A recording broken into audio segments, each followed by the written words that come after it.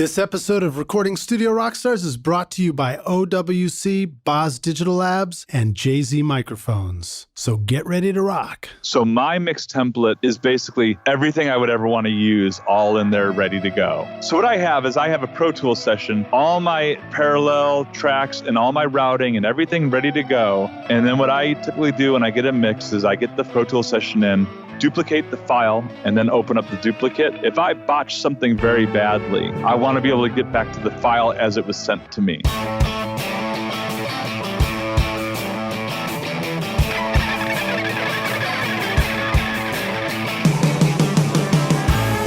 Welcome to Recording Studio Rockstars. I'm Lid Shaw, and this is the podcast created to help you become a rock star of the recording studio.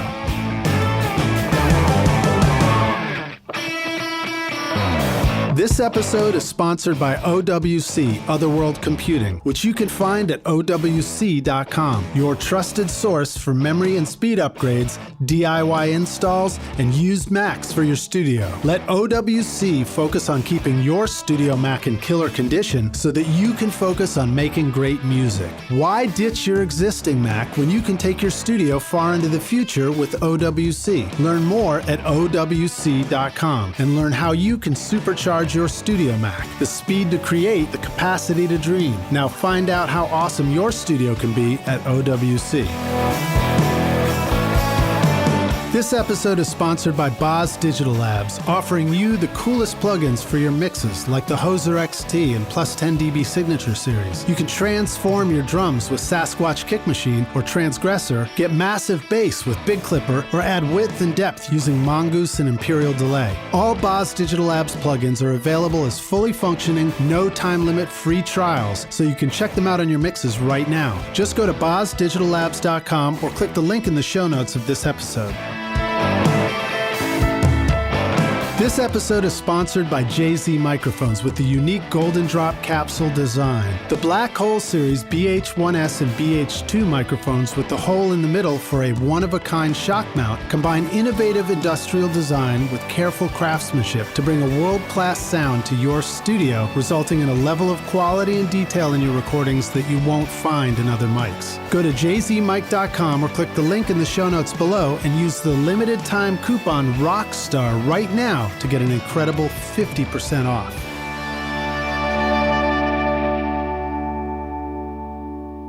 Hey Rockstars, it's your host Lid Shaw, and welcome back to Recording Studio Rockstars, bringing you into the studio to learn from recording professionals so that you can make your best record ever and be a rock star of the studio yourself. My guest today is a repeat guest, Ken Sluiter, a Grammy-nominated recording engineer, producer, mixer, whose credits include artists such as Hart, Jerry Lee Lewis, James Blunt, Andra Day and Weezer, among many, many others. His work can also be heard on many records from indie icons, including the Mekons and the Jesus Lizard and OK Go. And also working closely with producer Joe Chiccarelli, Ken has recently mixed several projects for artists such as Morrissey, Flogging Molly, Augustines, Riots and Divine Fits. And Ken has recorded and mixed several film and TV scores with composer Brian Reitzell, which include Hannibal on MPC, American Gods. As a producer, Ken has worked on soundtrack songs with Debbie Harry and Shirley Manson, Siouxsie Sioux, Marc Almond, and the B-52s. And of course, these are just credits I'm including here, but Ken's discography is extensive. So you want to click the link in the show notes to go find out all the many records he's worked on. To catch Ken's first appearance on the podcast, please go to RSR194, where we talked about his journey from Chicago to LA, becoming an early adopter of Pro Tools, and working with Andrew Sheps and many other great producers and artists. And today we're going to focus on mixing and on the projects he's been working on recently.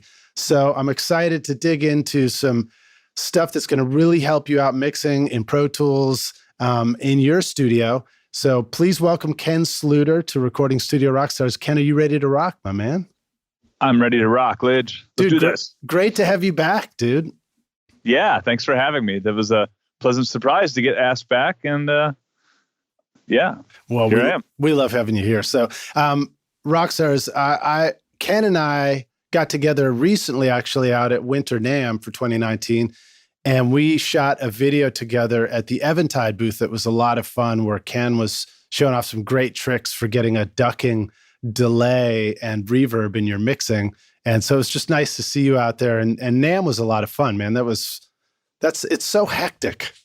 It is hectic, but for some reason, I enjoyed the hectic energy was what I needed in January. You know what I mean? It's just sort of like you're wiped out from the holidays, but then you get into NAMM and you're just right around when you're getting ready to kind of reconnect with everybody in the industry, and everyone was in good form, and yeah, it's fun. So Rockstars, if you've never been to NAMM out in Anaheim, California, it is just massive. Like every single room is massive, and there are many massive rooms to go through to try and see everything. And it's like everything from pro audio to DJ stuff to instruments to just consumer recording gear. And the people watching is insane. I mean, everybody gets, not everybody, but the best. Many people get dressed up for NAMM, show up in your rock star outfits. But gig ready. But it's funny because it's so big and it's so massive, and I have these booths that I want to visit, and I want to see people, and I want to, create some videos for my YouTube channel from there. But sometimes you're like, you look at your watch and you're like, oh, I need to be somewhere at 2. And then just to get from one place to another in there is like this massive effort. And I always get lost. But anyway, I was glad I was able to find the Eventide booth and connect with you. And Rockstars, I'll have a link in the show notes to go check out that video. That'll be in our YouTube playlist as well. Ken, why don't we just jump right in, man? On the previous episode, you talked about, starting out in Chicago, working at King Size Studios, and then going to LA and making records. But today we'll just talk about your studio now and where you're at. So right off the bat, tell us where you are. What is your studio that you're in right now, joining us from? Okay, well, truth be told, I'm in my mix room, and by mix room I mean my unfinished garage with some packing blankets taped up and some sort of common sense acoustic treatments, positioned strategically in a way that I can get work done. And ultimately one day this will be built out. But Lord knows we have no listeners who are thinking that sounds exactly like my studio. Yeah. I mean, it's pretty modest, I got to say, you know what I mean? As far as it's certainly not, there's not going to be any brochures. It's not going to make the cover of Mix magazine by any stretch of the imagination, but it does what I need to do. And for myself, with the way mixing, the trends in mixing and delivering files and getting approvals from clients, and the way it's gone, I couldn't imagine not doing it at home. Just because, for an example, if at 10 o'clock at night I get a text saying, okay, the artist has approved the mix, everything's done, print your mix versions and send them to the label. If I have the energy, I'll just start doing it then, or I'll start doing it the first thing when I wake up. I don't need to drive anywhere to wait for a note. And so I couldn't imagine driving to another space and staring at my emails, wondering if I'm going to get a note. Well, and you don't have to still be at the studio, which is probably traditionally, I don't know if there's really a takeaway from this, but the first thought that comes to my mind is the tradition of just being in the studio for all hours and all through the night and everything like that. And we're probably all still going to do that anyway on some level. But I wonder if the home studio environment and what you just described has allowed a lot of working professionals to start, having more of a balanced life where they can be at home more often. Yeah. I mean, a perfect example of that is, if I have a client that I talk to in the morning, we talk about either the mix I sent the night before or the mix I'm going to do that day. And then I work on the mix, send it off. And then while I'm waiting for notes, I might be able to go pick up my kids from school or, chop up some vegetables and get dinner ready. I mean, as nice as it would be to have the personal life separated from the work life. And if I'm recording a band, like I couldn't imagine people who have studios that are hosting musicians, that's a whole nother level of service. And I don't know if I would, I don't see myself doing that anytime soon. But you've done that before. I mean, you've come from that I've done it a million times. Yeah. Yeah, exactly. And living in LA, there's no shortage of wonderful studios at a lot of different price points to go and bring a project into. And even right now, I'm doing like a little pop-up studio cutting vocals at someone's house right now, where I just bring over my laptop and an Apollo and a couple little speakers, and it works out really well. So there's a lot of different ways to do the recording side of it. But for me, the mixing, I would say mixing isn't even really a studio. That's not something you do in a recording studio anymore. Wow. I mean, I would just say that. And I know that somebody's going to make an example of how that's not the case, but I would say that, truth be told, that's the exception now. Yeah. And it's not going to, I don't think that's going to change. Like, I don't think that that's an ebb and flow thing. I think that for myself, like once I figured out a way that I was very comfortable working at home, which, means in the box, and we'll get into all that stuff. But once I felt like I was doing that in a way that I wasn't compromising the quality of work, then in my mind, I had moved on. As a matter of fact, I would go so far as to say now, if a mixing project came to me today and somebody said, hey, you can either do this 100% in the box, or you could do this at a studio and we'll rent a room and you could do it traditionally. If all I cared about was getting the best product, I would probably do it in the box.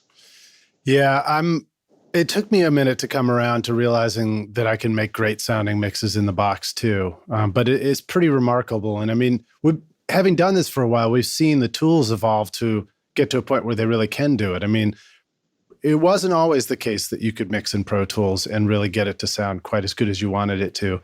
But today, you really can. Well, yeah, and there's, a lot of people will discuss the audio engine math and the math that involves like the Pro Tools mixer and the summing mixer and the headroom and all that stuff. But for me, the three biggest things that got me going 100% in the box here's where the tough parts about mixing in the box, say 15 years ago, is that there were no good sounding reverbs.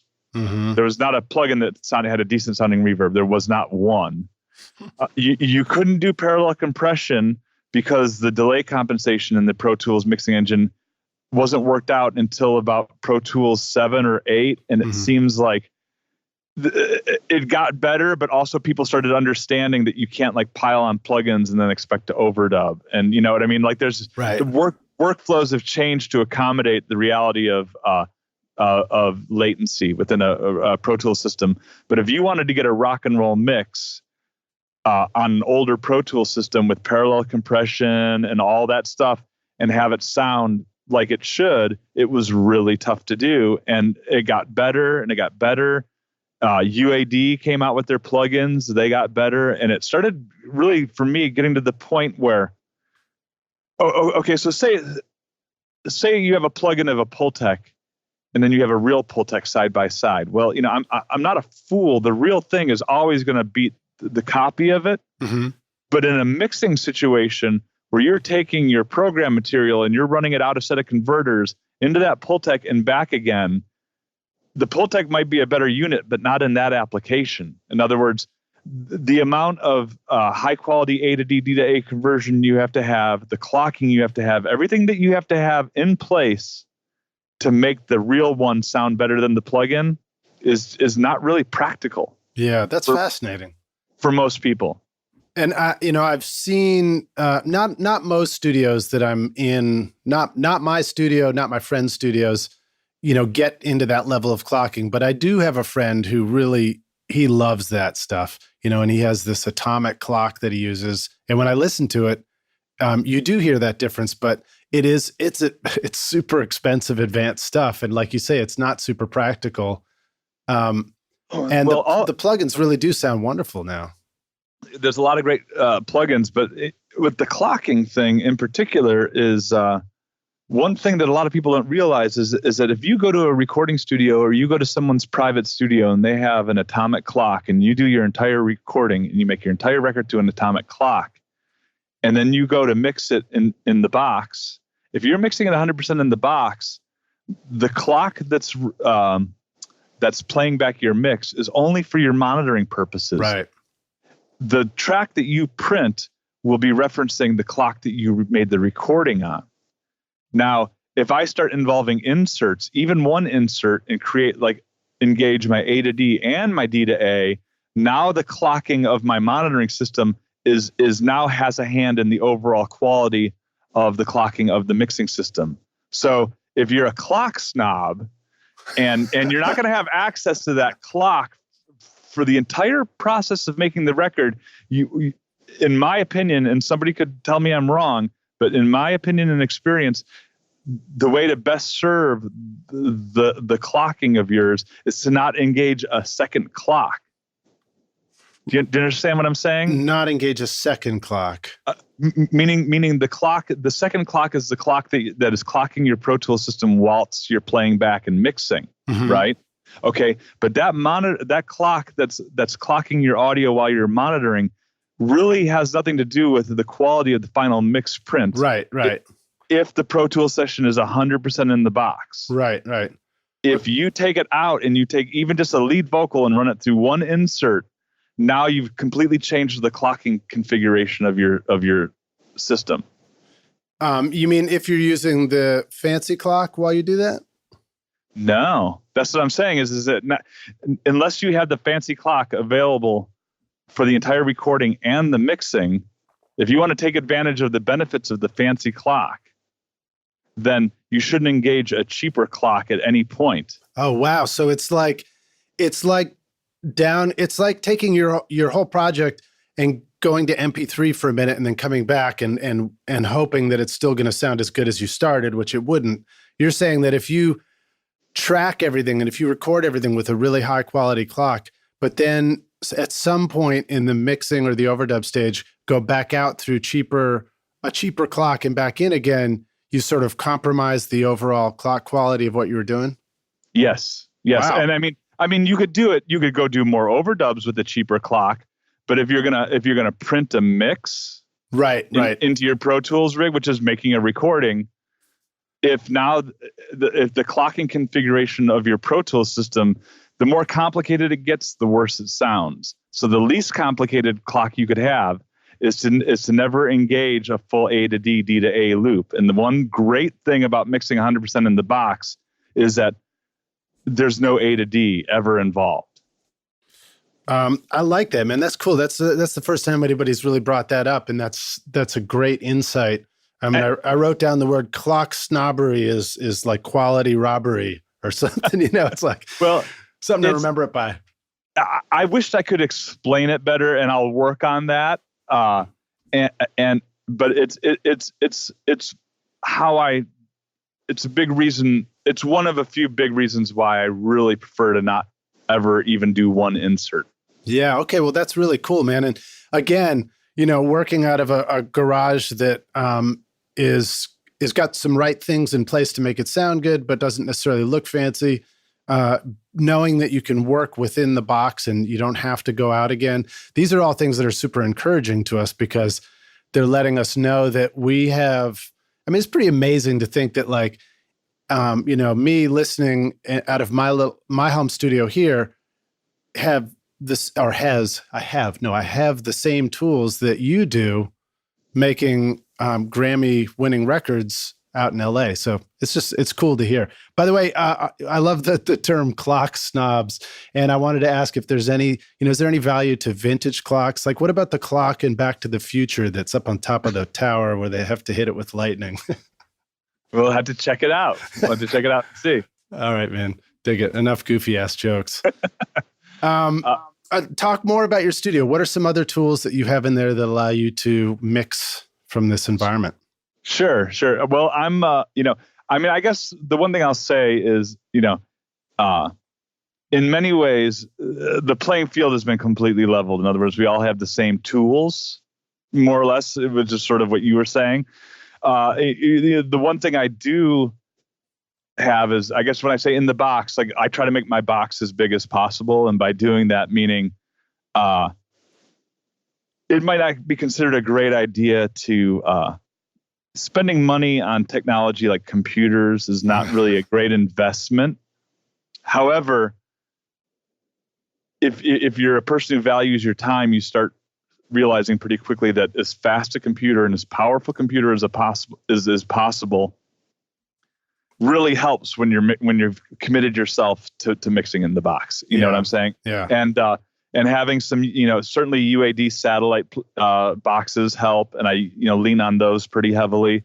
But in general, right now, my entire system, I have some analog equipment that's actually not even plugged in, not even turned on. But just my day-to-day is a trash can Mac 12 core with 64 gig of RAM. So, big computer, a couple satellite boxes, an Apollo for monitoring, some Tannoy monitors, some NS10 monitors, and I have some like acoustic research little, I have a few like consumer speakers that I like to, check out and use. And then I have a Wurlitzer. I always like to keep a Wurlitzer close to me because if I have to tune vocals or find a chord or figure something out. Right. I think if you play music, I gotta say that it's never been a minus for me to, I never regretted learning the chords of the song I'm mixing. In other words, it's good to understand what key you're in, understand why the bridge sounds like a bridge and why, So I do like to have a little piano or something that I can go and figure out what key we're in and where the, changes are and just try to understand the music. Well, I mean, now we have so much control over things too. Well, I guess I'm about to reference things that we've probably always had control over, but knowing what the fundamental of the key of a song is can help you make some decisions sometimes about low cuts on basses and kick drums and other instruments. Do you ever like have the frequency chart nearby? Do you refer to that visually, or just do you know it by memory? Does that stuff even matter? And do you know what I'm asking? Yes, I do. And I certainly went through a phase of that. And I will do again. It's usually oftentimes to remove, say for example, somebody's playing, a B minor chord on a guitar, and you're hearing the E and A string ring very loudly, or there's a note that's not supposed to be in a chord ringing out. Right. Sometimes you can, go and, you could just go on Google and do pitch to frequency chart and go, okay, well, it's an A as we don't want. Well, we know A is 440, so let's take out like a narrow notch at 440, 220, 110, 880, and you're like, oh no, well, this one is in C above a 440. Well, what frequency is that? So it does come up a little bit here and there. And sometimes it's nice to, if you have a kick drum that you're boosting at 60 to get a little bit of tone out of it, and then you realize that 80 actually pushes it more into the key of the song. Yeah, it's good to know. Yeah, well, and it's also like a benchmark. I love things that keep sort of clarifying my understanding of sound, audio, music, what all this stuff is, what it all means. It doesn't mean I have to use all those things every single minute of every mix, but just constantly grounding your understanding in things like, okay, this frequency is actually this note. This note is actually this fret on the bass guitar. That equals that, and it really opens up your understanding. For sure. You mentioned Tannoys for monitors. Does Tannoys, are they making monitors now, or are those typically old school? I remember the Tannoy Golds were like a big favorite monitor in Nashville that I would see in studios, but I don't know if those are still made today or not. I don't think so. I know that what I have two pairs of the same ones. I bought them both from Joe Chiccarelli, and because they were his go-tos for a long time, and it just seemed to make sense to me that if I'm doing projects for him, it would be good for me to hear them through get to know these speakers. Yeah. And they're more like modern active versions of Golds. But I think last I heard, Tannoy was like they make speakers for,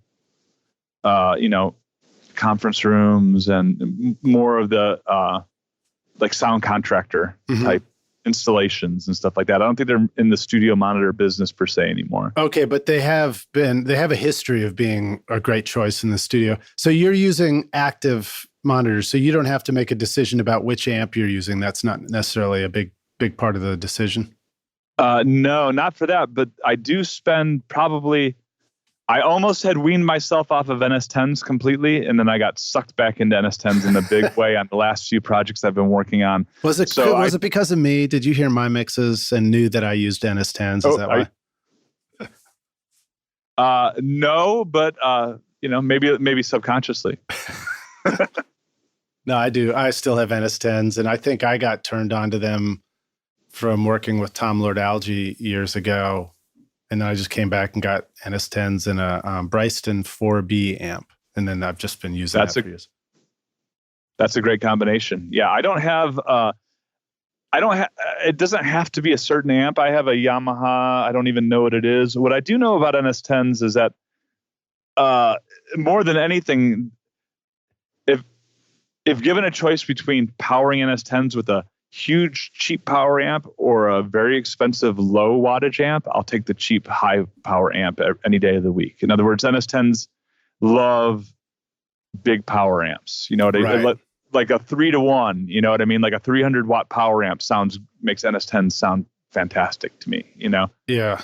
I guess it gives them more punch, right? More punch. And that's the two things that NS10s do obviously there's not a lot of low end, but the two things that I really feel like I need out of NS10s is for some reason I can hear punch and the transience of sounds really well still, and balancing vocals, and also like dealing with sibilance and stuff like that. I think that there's something about the NS10, the way they design their crossover to me is probably like the most pedestrian crossover ever, and that's why it translates so well.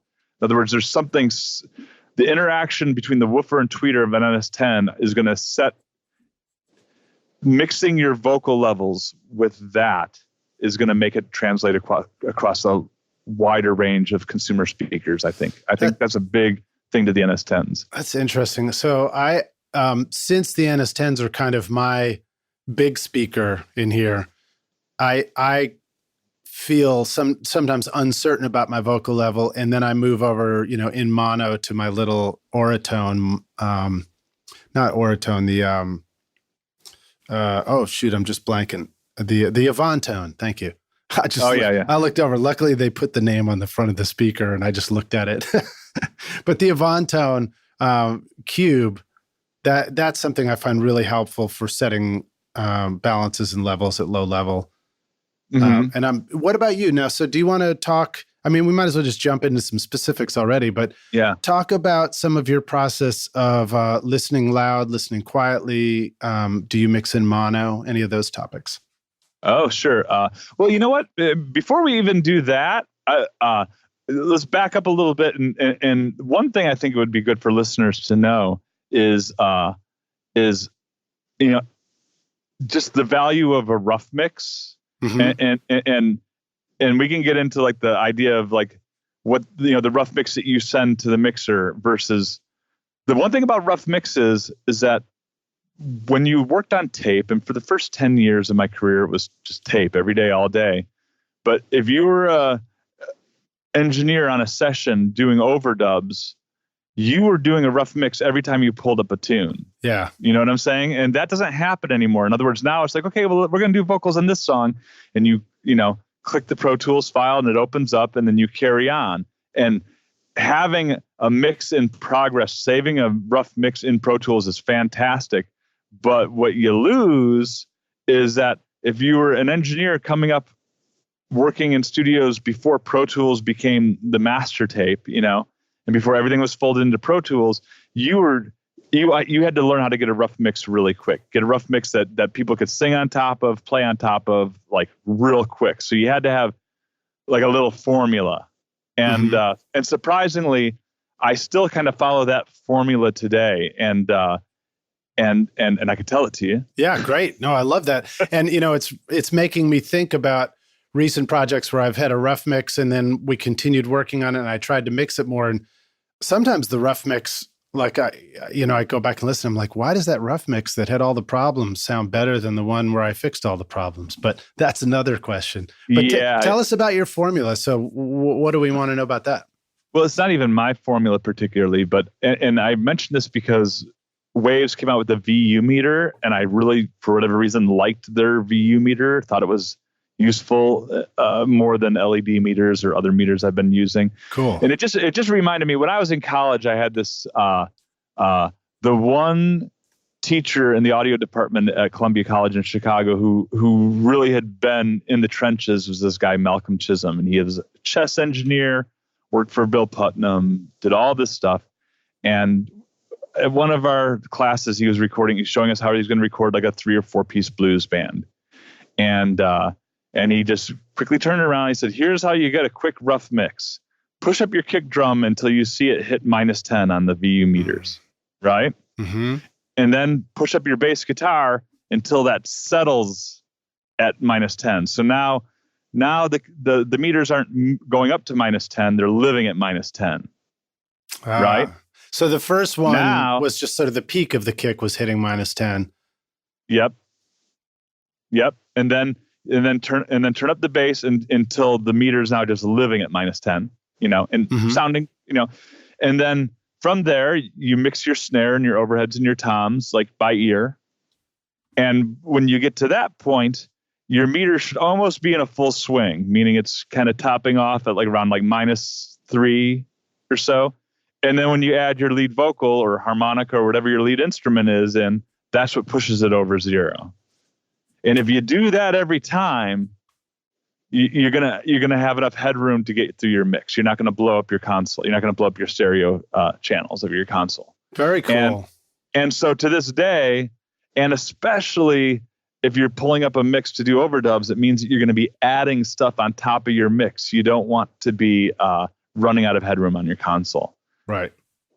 Nowadays, it's all in Pro Tools, and no one's ever looking at the meters. I mean, a lot of the stuff that I get into mix, I don't think that anyone looked at a meter at any point during the rough mixing process. And so what happens is, or they'll bounce it out, so they don't even ever see the waveform to see what's going on. And most of the time, what's happening now is that people are building a brick file. You know what I mean?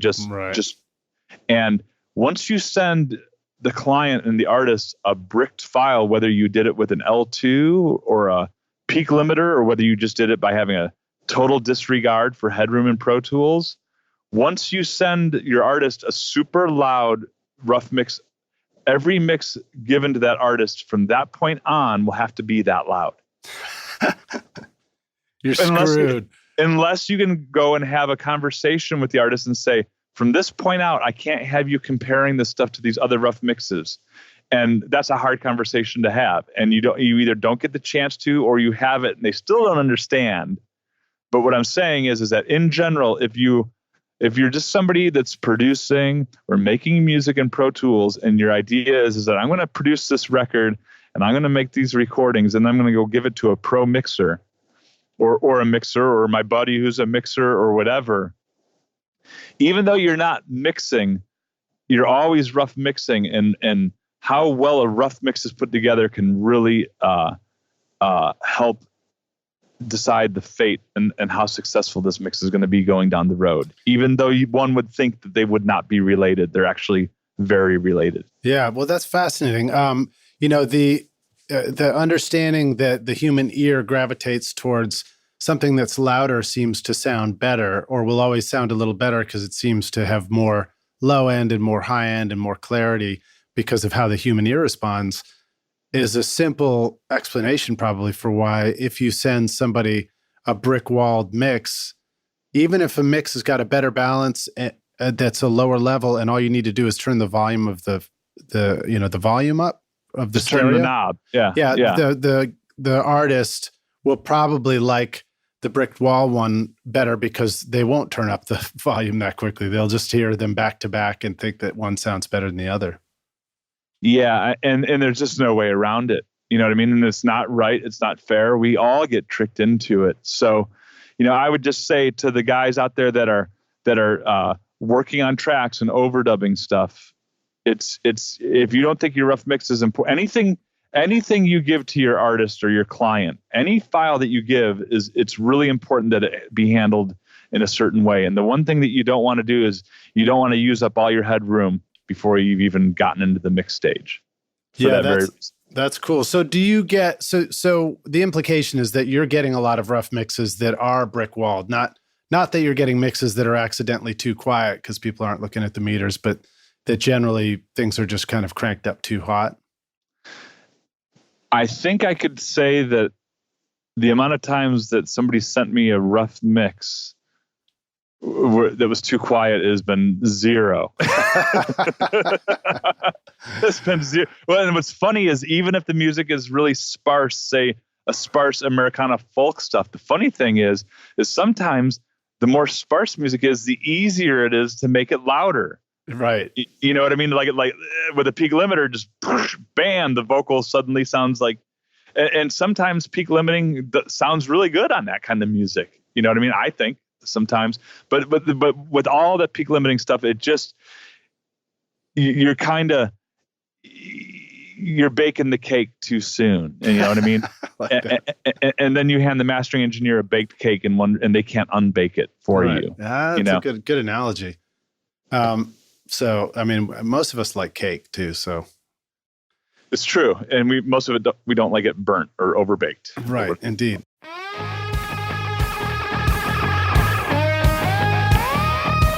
This show is sponsored by Recording Studio Rockstars Academy, where you can go to take your recording, mixing, and mastering to the next level. And you can start right now with my free introduction to mixing course, Mix Master Bundle. This course will show you how to get pro-sounding mixes from your home studio with free and stock plugins in Pro Tools. And the best part is that these mixing techniques will work for you in any DAW, whether you are in Logic, Cubase, PreSonus Studio One, Reaper, or anything you can think of. Are you ready to make your best record ever? Then go to mixmasterbundle.com to get started for free now, or look for the clickable link in the show notes of this episode.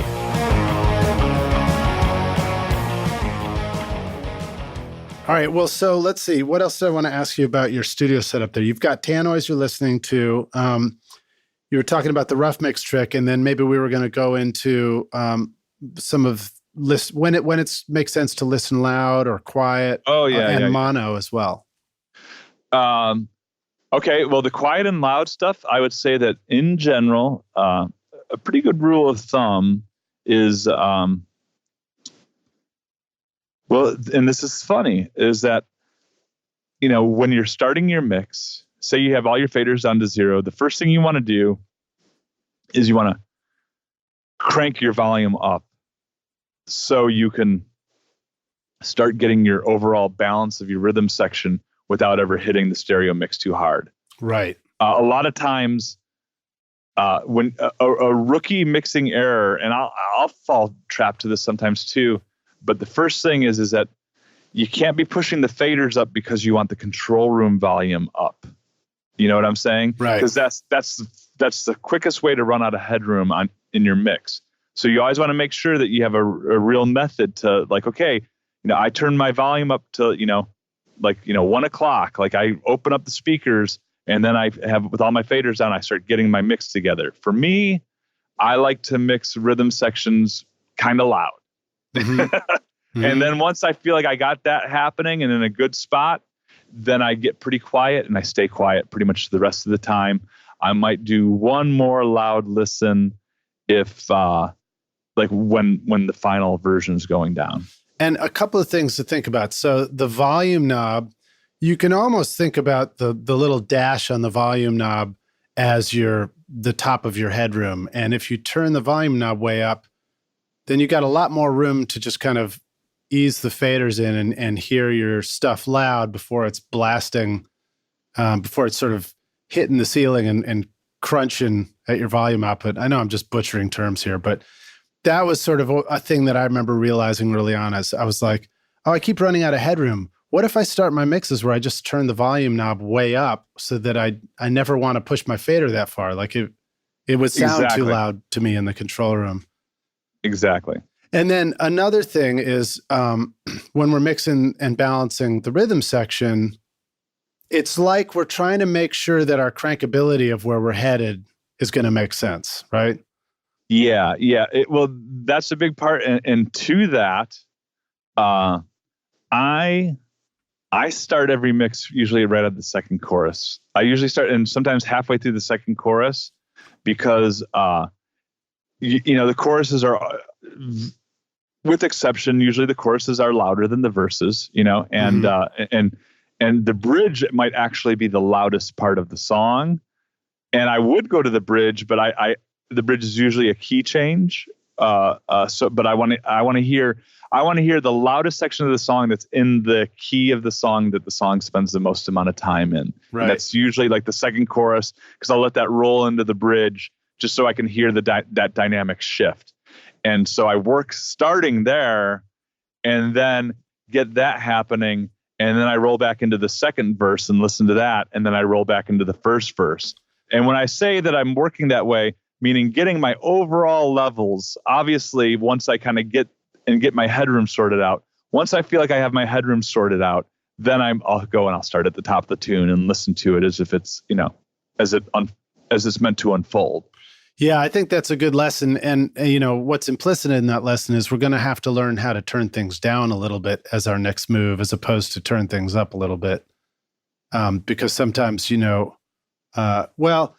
if we've got room for everything and there's no more room to go, it's like, all right, you have to just, that's like one of those tricks I had to teach my brain, is to look for something to get rid of rather than look for something to turn up.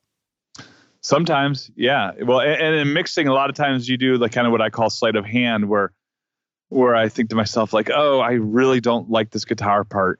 It's not working with this other thing. And I think, well, if I just mute it, that's going to be, the artist is going to have an issue. So I'll go, okay, well, what part of this guitar part do I really not like? And then I start like looking at it more on the micro, and I go, oh, it's really just this one note I don't like. And I'm like, well, what if I just turn the fader down just for 3 dB at that one note?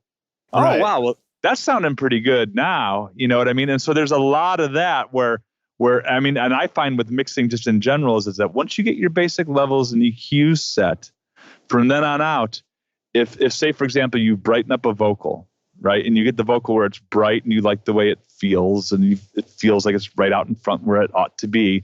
But then you hear, but then the sibilance is too harsh, or maybe the Fs and the Ts go by and they're a little bit problematic. What I used to do was go, oh, well, I guess I can't have that much top end on the voice, so I'll have to not have that top end on the voice. Now I go, I'm going to get everything where I want it to be, and then I'm going to do whatever massaging of the Pro Tools files I need to do to make it work with that sound.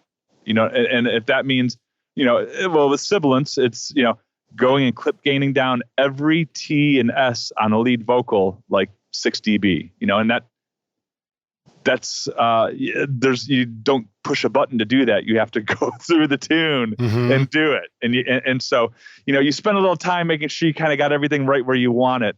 And then you just bully it into place. Right. And it's a good reminder, the clip gaining down of stuff, usually it's easier to do that, or it's easier to tell if it's working if you've already enhanced the sound, rather than it's not necessarily something you do before you brighten the sound. It's something you do after you brighten the sound, right? Well, yeah. For example, if one were to go through and clip gain a vocal and you don't have the sound of the vocal dialed in yet, you could dial it in and then have to go through it again. Right.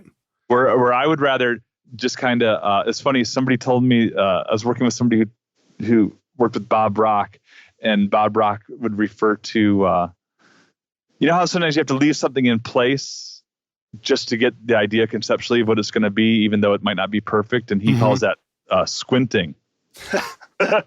And so, in other words, I focus on how I want the vocal to really sound, and I squint whenever I hear something like an artifact go by that's a P-pop. Oh, that low end I put on the Pultec on the voice is really bringing out that P-pop. Okay, well then I'll just go fix that one P-pop. You know what I mean? Where I used to, that's another example, is I used to go and just go, well, I need to put a high pass filter on the vocal to get rid of all that, all those P's and all that messy stuff underneath there. But then I realized that really only, 10 syllables in the entire song need that high pass filter, and everywhere else, the vocal sounds good without it.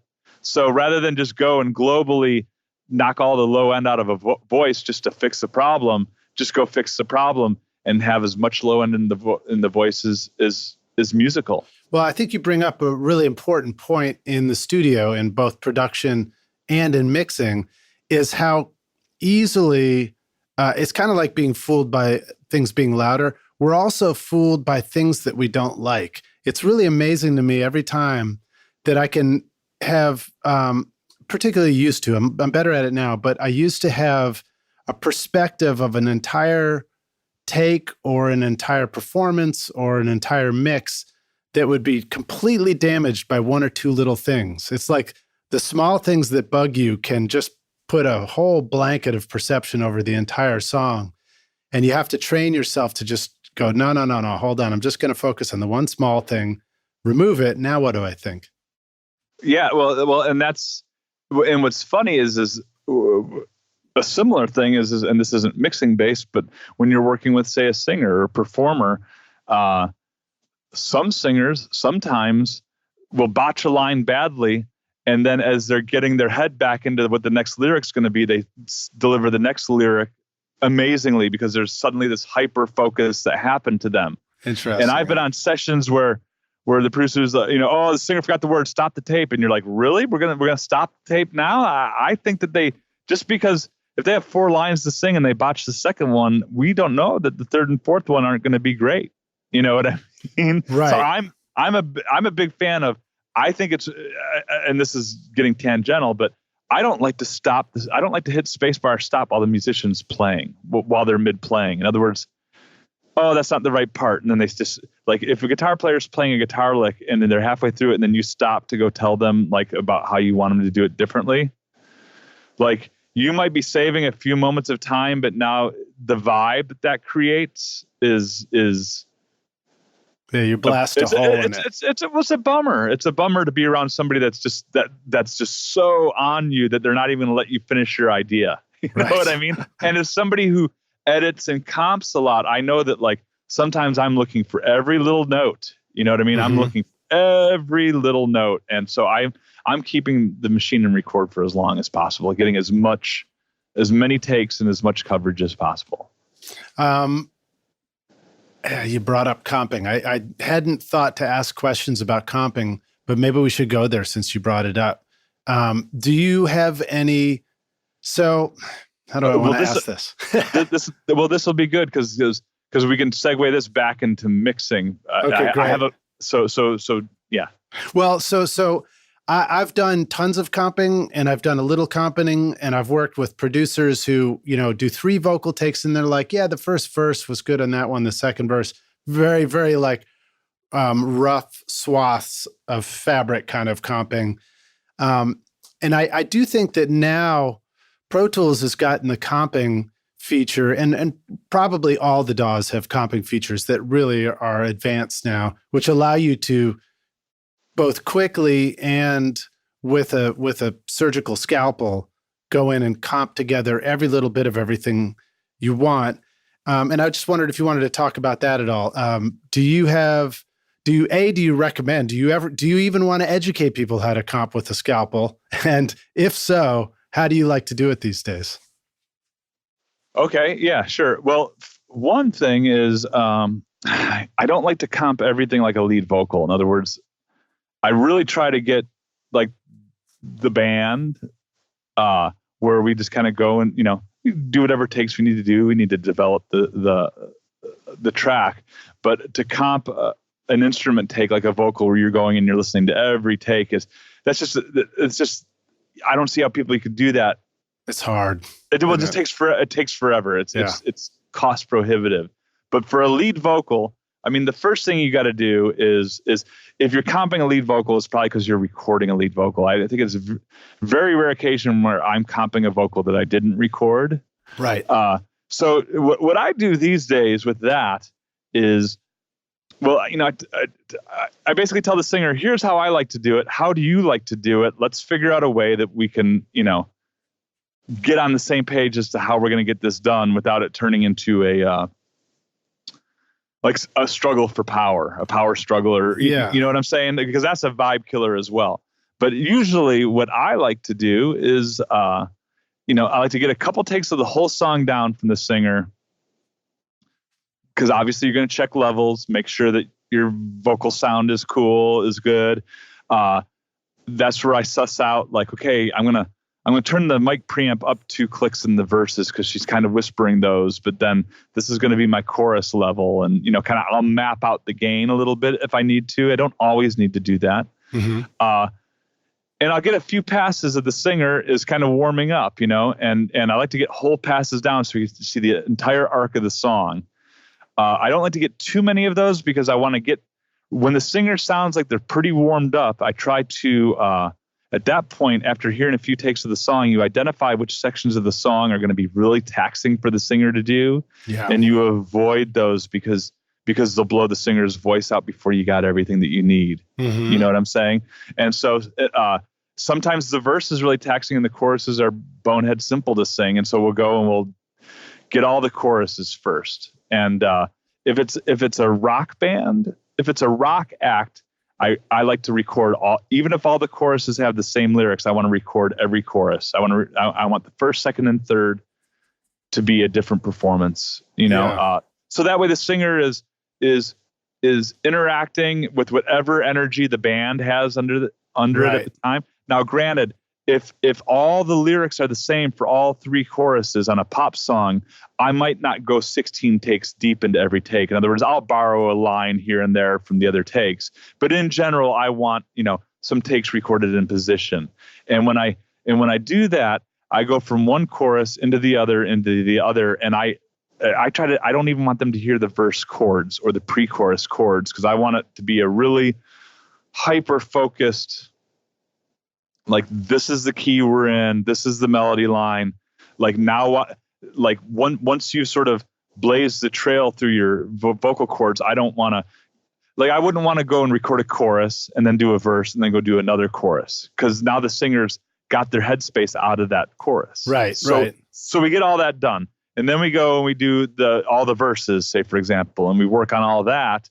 And then we might go get bridges, because maybe the bridge might be the hardest part of them all. Yeah, or it's not quite written yet. yeah. And so I actually was just coming off of still on a project now where it's exactly what happens is like there's lyrics, but they're not finalized, and they're still sorting out a few little things, and that's, so then it slows down. Yeah. And then we got to go grab the bridges, and you get a few takes of those. And then once you have all that, and if I can, I like to have the lyric sheet. I like to have a grid so I can keep track of what's happening and where the good takes are. But once you do all that, if the singer if their voice isn't tired or whatever, I might want to go back and get 1 or 2 more full takes, because right. I want to get a couple takes that are based on everything that we learned while we were going in, micro-focusing on these little bits. Yeah, it's like the singer's been educating themselves on a hyper level of exactly what this song is. And now they're in a place of muscle memory. So perfect opportunity to just do full takes. Exactly. And then when I comp from all of it. I look at all of it, and I really don't. Because you love listening to the same thing over and over again and pushing as many buttons as possible in Pro Tools, right? Well, I mean, maybe I don't listen to all of it, but it's all, I want it all available for use. You know what I'm saying? Yeah. I really, if somebody wants to comp with me, if the artist or producer wants to comp with me, I am in the service business. I will accommodate that, and it'll be very pleasant. You mean if they want to do it the slow way?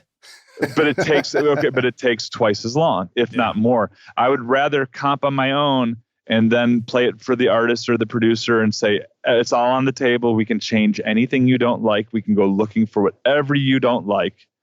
But you got to hear something in context. But if you're sitting, and the funny thing is, like, they'll ask me, they'll be like, is that the best one of that? And the answer is always like, I'm pretty sure I looked through all of them, but we'll go look again, and a lot of times I'll go find a better one. So it's, the artist is a valuable tool for making sure your comp is the best it can be. Well, and they also have an internal, inventory. I'll have an artist every now and then go, I sang this one line like this, and can we see if we have that? I know I did it.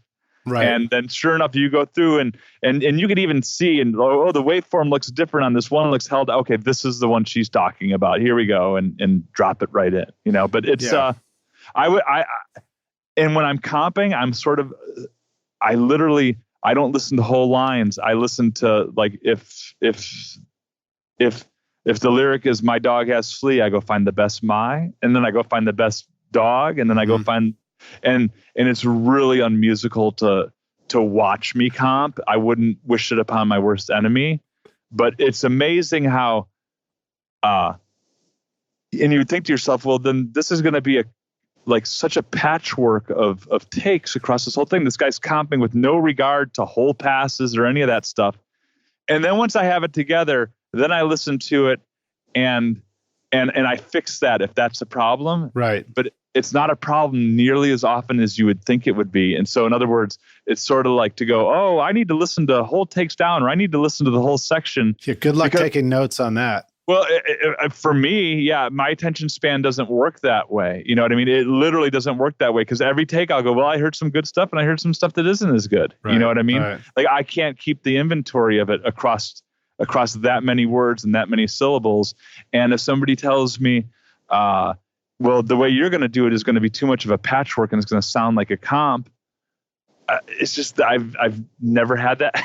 Well, and that's what the listen for. That's what the listen is for afterwards, because you find out it's like, great. If we're hearing that, we're going to delete whatever I did. No problem. I'm not precious about any of this. Like, the work's done. I don't care. I'm not going to be precious about this just because I put in a ton of work. I might need a coffee break before I jump back into it, but yeah. I might need 5 minutes to go stretch the legs and all that kind of stuff. But yeah, just in general, that's just comping vocals is probably it's one of the most important processes of producing, but it's never fun. I never look forward to it. I don't enjoy doing it. It's certainly not creative. You know what I mean? I mean, there's creativity everywhere in making a record, but I'm just saying it's really, it's like a headspace that I have to be in to do it properly. Yeah. And it's not a fun one to be in all the time. I'm with you on that. It's like detailed finishing work, and I'll sort of get situated, zone everybody and everything out, and just go into it. And I try and go as fast as I can, because I find that it becomes, there's like a rhythm to it that comes together. It's also less not fun if it's a little bit more physical.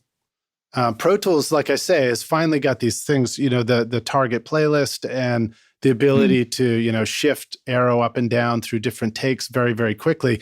It used to be very difficult. I used to have to take iKey and create automated things where I would go through everything, and then I'd use iKey to like zip backwards, undo and redo to flip through them. And good Lord, what a pain it was. Well, except for there's one feature that's no longer in Pro Tools that used to be, that I really miss for vocal comping. And since we're talking about it, I'll mention it here. Sure. Not that anyone will.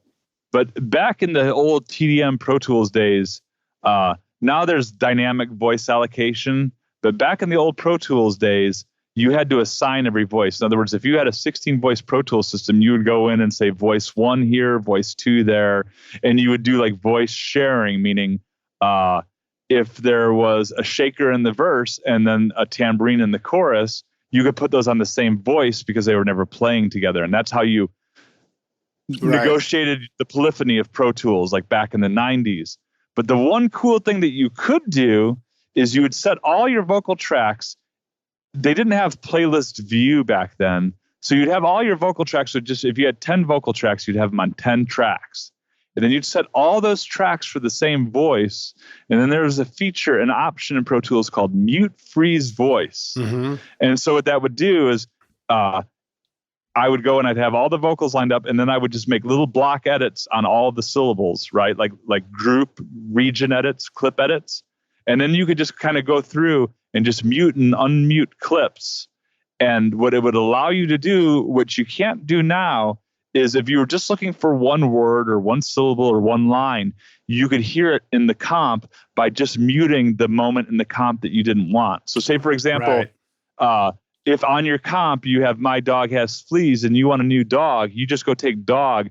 And if you mute that clip, the one underneath it would play back. And so you could quickly test a comp. And nowadays, when you do your solo target playlist, say you're looking for one word, but the word in front of it is horrible, that's a distraction for you to keep hearing that horrible word. And I haven't found a way to get back to that level of, I haven't found a way to jig Pro Tools back to that, and I miss it. All right, we'll work on that. We're going to make it happen. Rockstars, we're going to fix Pro Tools for you. I can't. That said, I don't want to be one of those Pro Tools complainers because it's such a wonderful I mean, every day I've been using it since it came out, and I'm still discovering things. It's like, oh, I didn't know I could do that. Oh, that's so cool. You know what I mean? It's so, I'm not a hater at all. I love it. I have interns teach me the new tricks now. They'll come in, they'll do something. I'm like, well, I didn't know you could do that, which is really fun. I still select my tools with the escape key, which is like horse and buggy. That's like horse and buggy Pro Tools operating. Awesome. Horse and Buggy Pro Tools course 101. I love it.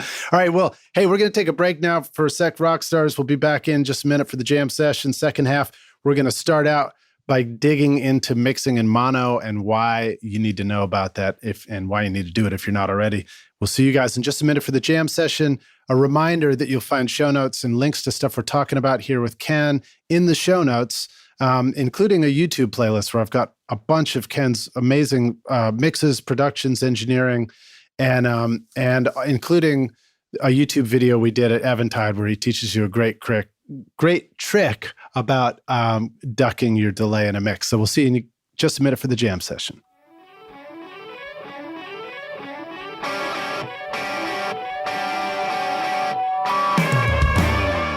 Are you using a Mac in your recording studio? Are you tired of feeling like the studio setup you worked so hard to create is becoming obsolete too quickly? Wouldn't it feel great to have a trusted friend to help you keep your existing Mac and studio setup current and relevant so that you can focus on the thing you love most, which is making great music? Well, now you can rely on OWC, Otherworld Computing, which you can find at OWC.com, whose mission it is to help you get the most mileage out of your existing Mac. Whether you need to upgrade your RAM, install an SSD drive, add more connectivity, or simply find a great used Mac that's ready to rock, OWC will help take your studio far into the future with a vast library of DIY install videos, 24/7 friendly support, and free shipping in the US on most items over $49. Why get frustrated and ditch your existing computer when you can take your studio far into the future with OWC? Learn more at OWC.com and find out how awesome your Mac can be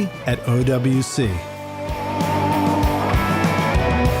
If you want to design and build a great house, then you're going to need great tools. You could build it with an old hammer and some nails, but it's a whole lot easier to use an air compressor and a nail gun. Well, the same thing goes for mixing. If you really want to create a pro-sounding mix, then it makes a lot of sense to start with a great toolbox of awesome plugins. This is where Boz Digital Labs comes in to help you get killer mixes easily, quickly, and creatively. Provocative will make your vocals sound lush and wide. Transgressor and Manic Compressor can help your drums leap out of the speakers. Gatey Waity and Big Beautiful Door offer unique new ways to tighten up your tracks, while the Wall will make sure your mixes are in your face and competitive. And my favorite is Sasquatch Kick Machine, which can transform your kick drum from sounding like a home studio cardboard box into the perfect punchy kick without using samples or triggers. To download your unlimited trial of any plugin now or get one of Boz's free plugins, go to bozdigitallabs.com and put the best in your mixing toolbox. Click the link below in the show notes to learn more.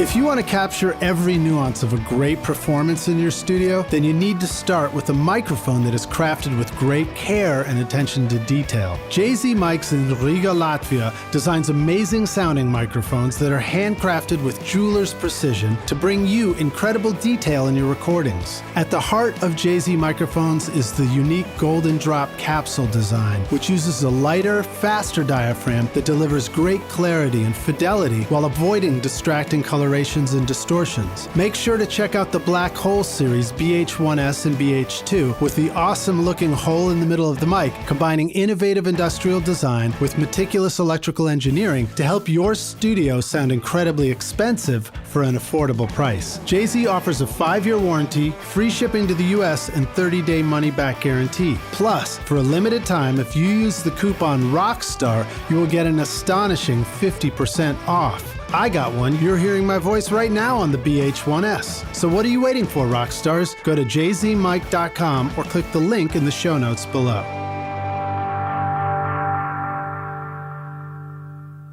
Hey, rock stars, we're back now for the jam session. My guest today is Ken Sluiter, joining us from California. We're going to jump back in and start out immediately talking about mixing and why mixing in mono is a powerful tool. Ken, are you ready to jam?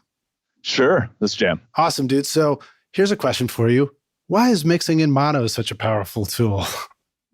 Well, it's really important because to this day, most of the music you're listening to is in mono. Even if you have a stereo, the moment you walk out of a room, and most people don't listen to music sitting equidistant from two speakers. You know what I'm saying? Mm-hmm. Most people don't listen in the triangle sweet spot of critical, the way we do. Most people not even in the car. No, not even in the car. Most people are listening to music with in a very casual setup while they're doing something else. And even if it's a stereo with two speakers, the moment you get out of that triangle, the farther away you get from the speakers, the more it's effectively mono. Right. And so mono is very important for sure.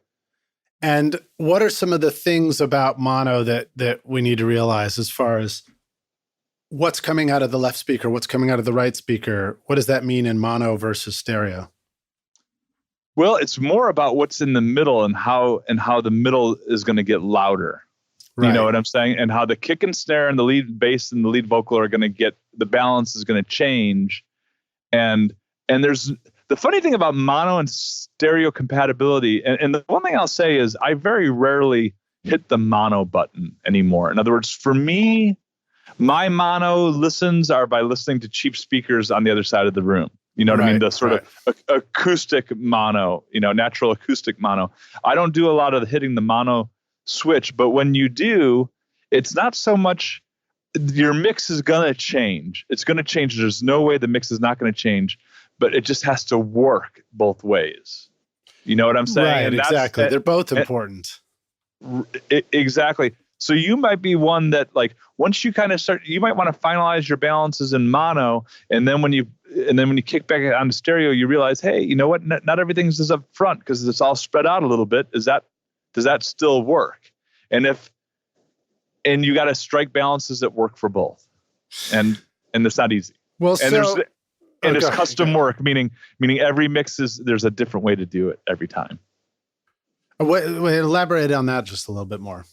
Well, I mean, I would say that not only is it just mixing in mono, but just mixing across a lot of different sets of speakers, is that you can't expect every ounce of detail. If you have some high resolution studio monitors and that you're very comfortable with in your mixing, and you get all this detail and all these things happening, and then you listen on consumer speakers in mono or boombox or whatever, you're going to lose a lot of detail. But will it still work? Does it still sound good to you? Right. You know what I mean? Right. And a big part of that, and just in a podcast about mixing, I got to say that a lot of times when I say, is this working? Is it not working? It's are the sections transitioning into each other the way we would expect? You know what I mean? Is the chorus too loud now in mono? You know what I mean? And the verse is too quiet? Is the bridge sound like it's doing what it needs to do? Is it sound like it's, are we getting bored by the second chorus? Just how well is it translating? But if you start getting into this thing where, like, I can hear this little bit of detail on my studio speakers that I can't hear on my boombox, you're going to start chasing your tail. You know what I mean? Because you're never going to hear it on there. Right, exactly. Well, some of the stuff I remember learning about mixing in mono, David Thoner was on the podcast early on, and he talked about, he had done AC/DC for those about to rock, and he was talking about mixing guitars in mono. And when you sum it down to mono, which you would still experience by listening to the two speakers across the room versus two up that are up close and spread out. But when you're hearing it in mono, the stuff that's in the middle, like the bass and the drums, are coming equally out of the left and right speakers. So therefore, in mono, it's like 3 dB louder now because they're they're doubled up, right? Right. At the risk of us getting into some tech stuff and getting the numbers wrong, but generally that's the idea. And different consoles handle it differently with their, right, with that's their pan law and all that stuff too. But it's for sure. Anything that's exactly the same in both speakers is going to just get louder. Right. Yeah, and that's good enough. So what he would do, or what he explained to me, was then listen in that mono so that the drums and bass are louder. Now take your guitars, which were panned hard left and hard right, and bring them up a little bit in the mix so that it sounds good out of mono. And now you've got, a rock mix that's going to rock with the guitars loud enough when you listen back in mono or from across the room or in the car where everything's just kind of swirling around or whatever. But when you break that back out into stereo, I find that I'm surprised at how loud the left and right information is in my stereo speakers. It's kind of pleasant because it's like, oh, cool, I get to hear more of them. You think to yourself, can we do this? Is this legal? Right, exactly. Is this legal? And then another thing I learned from Jamie Tate on the podcast was he was talking about what you said, which is instead of hitting a mono button, he takes a pair of speakers, and I'm wishing I had done this when I got my Aurotone, but he'll take a pair of NS10s and they're sitting on a shelf over to the side in the studio. And, they're sort of horizontal. And so one's got a tweeter on the left and the other one's sitting on top of it with the tweeter on the right. So it's almost like this mono block of two speakers together. Mm-hmm. So what he's hearing is mono, but he pointed out something that was interesting to me, which is that a lot of times reverbs and things like that might have some phase differences in them, which make them sound more wide in stereo that he didn't, or effects that he didn't want to cancel out with the mono button. So that let him make accurate judgments about stereo effects too. And I thought that was kind of an interesting insight. Yeah, that makes sense. That certainly makes sense. So, all right, cool. Well, anything else we want to say about mono? We talked about listening loud and soft and in mono, and we could just jump forward from there unless there's any more stuff around that. No, we can move on from that. Okay, cool. You talked about approaching the mix, that great rough mix starting idea where you bring the kick up to hit 10 dB or minus 10 dB on the VU meter and then adding the bass. What other things do you like to do when you're starting a mix? Do you start with a template for a mix? I know that sometimes the workflow is really important. Yeah. You want to make that really quick and easy, right? Well, it's funny is for myself, I really like dividing my time into like, okay, this is all the grunt work. I'm going to get all the grunt work done. And then I'm going to have my, creative time. And then I'm going to have my revision time, And so for me, like I have a template that I work out of. I find for myself in general, and granted, like I said, for me, it's more important to have a big, powerful computer than it is to be surrounded with racks of equipment. Right. For the way I work. So my mix template is basically everything I would ever want to use, all in there, ready to go. And the reason why it's that way is because I found that it's easier to. So what I have is I have a Pro Tools session with all my parallel tracks and all my routing and everything ready to go. And then what I typically do when I get a mix is I get the Pro Tools session in. I always duplicate the file on the Finder level and then open up the duplicate. So I'll call it like KS Look or KS Mix Prep or something like that. And the reason why is because if I botch something very badly, I want to be able to easily get back to the file as it was sent to me. Right, totally.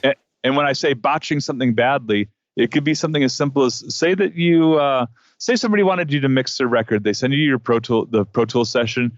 You open it up. It's got a bunch of tracks. Some of them are muted. Some of them aren't muted. You were doing something. You went to unmute a track and you accidentally had the option button held and you unmuted all the tracks. That's never happened to me.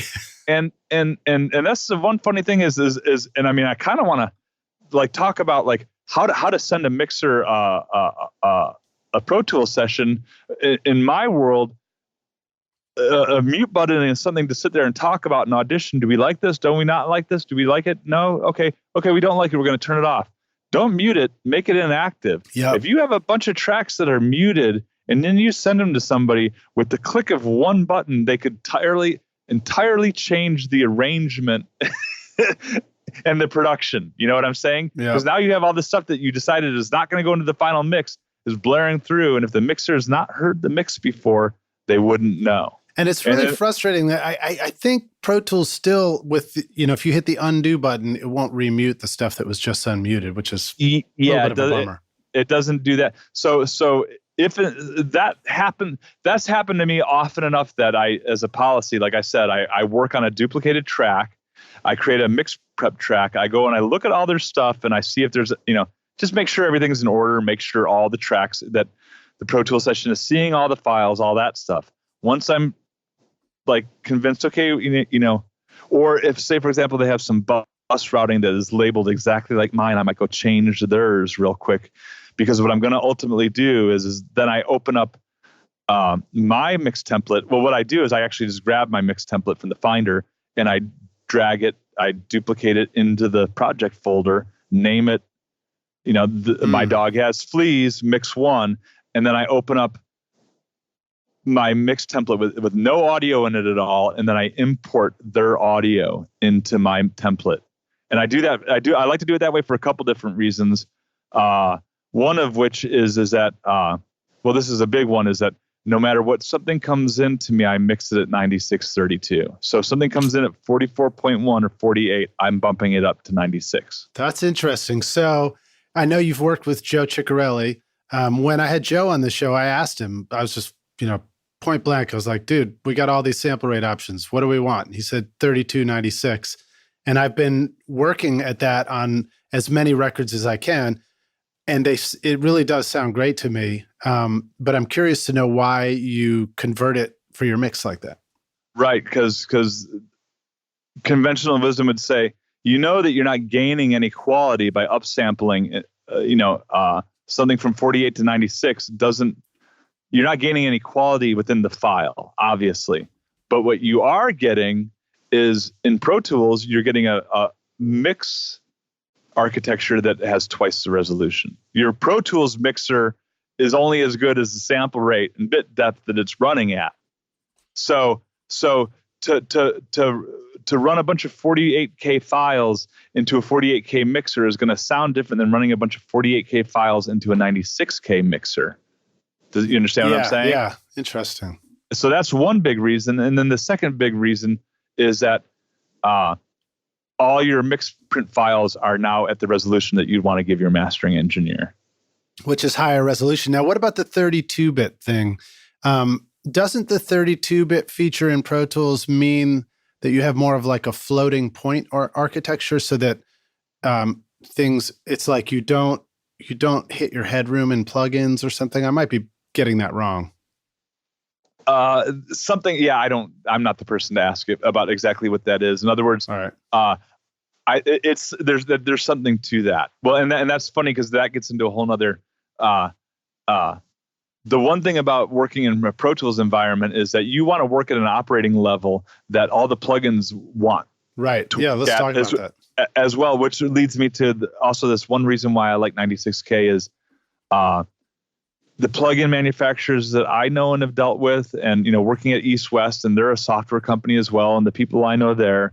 It's basically my understanding that most plugins and most audio interfaces are designed at 96K, and then once they have the design locked in place, then they make it work for the other sample rates. So at the very least, that and granted, you're working in a Pro Tools environment where I might have 10 or 12 different companies represented in, Sound Toys, Waves, UAD, Valhalla, all these different companies. and I can't vouch for all of them, and I don't know how they all make their plugins. But what my understanding is that most of them are designed at 96K. So why wouldn't you want to just have them running at that sample rate? Right. Well, and then the real takeaway is, having used 3296, my ear can tell you that it sounds real good, and that's the part that's important to me. And that's the other thing too. And here's the funny thing about things sounding better. Just the whole concept of like, this sounds better. When it gets into, what sounds better, a 1/2-inch 2-track tape or a cassette? Well, that's pretty easy to figure out. You know what I mean? That's a pretty wide range. Yeah, cassette sounds better, right? well, yeah. Oh, I'm sorry. You didn't say better. You said better, not cooler. Well, cassettes might sound cooler, but I'm pretty sure the 1/2-inch tape is going to sound better. Right, you know what I mean? But okay, I mean, that's an extreme example. And once you get into Pro Tools sample rates and bit depth, it's a lot more subtle. It's not like the difference between watching standard definition television and high definition television. Right. You got to work and you got to listen a little bit more. And a lot of times what I found for myself is I went through many years of saying, like, I don't hear the high sample rates. I can't hear the difference. I can't hear the difference. I'm going to work at 48 or 44.1 because I can't hear the difference. Until one day you do hear the difference. And once you hear the difference, you kind of start hearing it all the time. And you start realizing that maybe you were just working on program material that wasn't really showing you that difference. You know what I mean? Mm-hmm. Like maybe like a loud guitar rock record without a lot of dynamic range is not going to be the best way for you to hear all the dynamic range and all the resolution of 96K. Maybe if you were going and recording, like an acoustic guitar and a cello and a voice and a piano in a church, maybe you would really hear the difference because there's so much information happening, and it's not all about like being as loud as possible. And so once you hear the difference, once I heard the difference for myself, I know that when I'm not hearing the difference, it's because the program material isn't revealing it. It's not because the higher resolution doesn't sound better. It does. It does. Well, so another thing to consider, Rockstars, is that and I encourage you to, if your DAW will switch over to 3296, try it out on something, and see if you're hearing stuff. But do be aware that means it's twice the sample rate of 48, if I'm doing my math right? And that therefore you're going to run out of computer processing power for plugins and tracks that much sooner. You're going to run out of everything sooner. You're going to run out of your hard drive space sooner. You're going to run, and granted, I've had a few projects, like projects that are designed as pop songs in the style of like what's on the, I'm not saying, I don't get to work on all radio pop music very often, but on the occasions where I can tell like, oh, this is going to be like stacks of vocals and stacks of kick drums. And this is, this track is going to be like 150 tracks by the time we're done with it. Maybe that's not a great project to do at 96K. You know what I mean? Right. Or this is a project where the hard drives are going to go around and the bands are going to do overdubs too, and they're going to do this, and this is going to go into Ableton, and we're going to do loops over. Maybe that's not the best project to do at 96K. Right. But even those projects, if they come to me and I'm mixing them, even if I didn't cut them in 96K, I'll mix them in 96K. So now here's an interesting thing I learned from Craig Anderton. He was here at a DPA event at another studio, and he was teaching and showing examples of how virtual instruments and virtual amplifiers get massively affected by your sample rate of your session. And that was really mind-blowing to me. But when you're recording audio from analog to digital, they have something called a Nyquist filter in a converter that shaves off the very high end above the sample rate. And that prevents those digital ones and zeros from sort of rolling back into the audible frequencies as something called aliasing. Digital aliasing. But in the plugin world, those Nyquist filters don't exist. And I know I'm getting super high tech here, but it means that if you have like a digital virtual instrument sample of like a Rhodes or a Whirly keyboard, and you do it at a lower sample rate, the virtual instrument is generating frequencies way up high that start rolling back as aliasing into the sound you're hearing. And if you do a higher one like 96 or even 192, you're not going to hear those frequencies come back as much. And so that was really interesting, especially for electric guitars with distortions on them, where it's like crazy amounts of overtones generated. So just dropping that in there. Well, and I would just say in bigger picture, not even in regards to digital, but how good of a piece of equipment or how good of a recording you're making, a lot of times how well represented all the top frequencies that you can't hear are recorded, and all the low subsonic structural frequencies, how well those are represented will have everything to do with how clear your mid-range is. Right.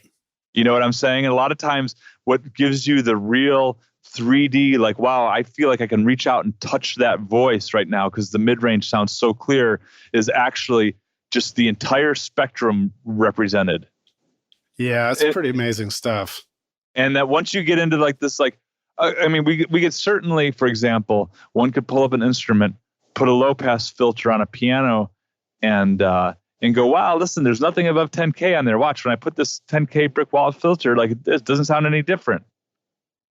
Well, okay, but it does, you know what I mean? Right. But it, like in the context of okay, that doesn't mean that you put 10K filters on every time you come across the piano. It just means in that one track you can get away with. And that's how we fix like noise and rumble and stuff like that, is by finding those couple elements that we can kind of go. And, I'm not saying that in the course of mixing, I don't go and take all the top or all the low end off of something, but you just don't do it. You can't just dismiss stuff you can't hear just because you're not hearing it in a moment of an example. Right. Okay. Well, I'm glad you brought that up. So let's jump into some specifics of mixing here. When are some examples of like, how should the rock stars think about a low cut filter and a high cut filter where they're removing lows and removing highs? When are some places in a mix where you might make a choice to use one of those? Well, that's a great question. And I've said this probably on podcasts before, but Joe kind of got me out of the habit of just knee-jerk like high-pass filtering things just for the sake of doing it. There's a mixing style where everything is high-pass except for, say, the kick drum and bass. Mm-hmm. And it's a good. Let's clarify that too, Rockstar. So high-pass is the same thing as low-cut. It's one of those mind benders that we carry along for forever. Although I really think of it, like when I think of high pass, the reason I assume the reason why it's considered high pass is because like a low shelf attenuating is a low cut, but a high pass means like below the corner frequency, there's nothing passing, more or less. You know what I'm saying? But what my point was is that there's a mixing style that involves, say, it wouldn't be uncommon to put a high pass filter at, say, 100 hertz on everything but the kick and bass guitar. Especially if you're mixing on a Mackie. Well, and that's what you got, right? The 100 hertz cut button. Yeah. A lot of times you don't even get a choice. And that's usually generates a nice, clean, modern mix. And it works. It really works. And it sounds good.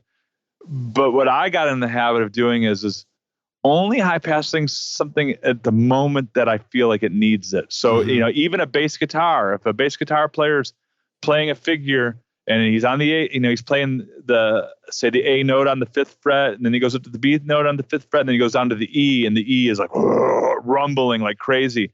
I'll go high pass filter just that one E. And if the bass player plays that E 100 times in the song, I'll go in and fix those little bits, but I'm not going to high pass filter the other 3 notes. Oh, because man.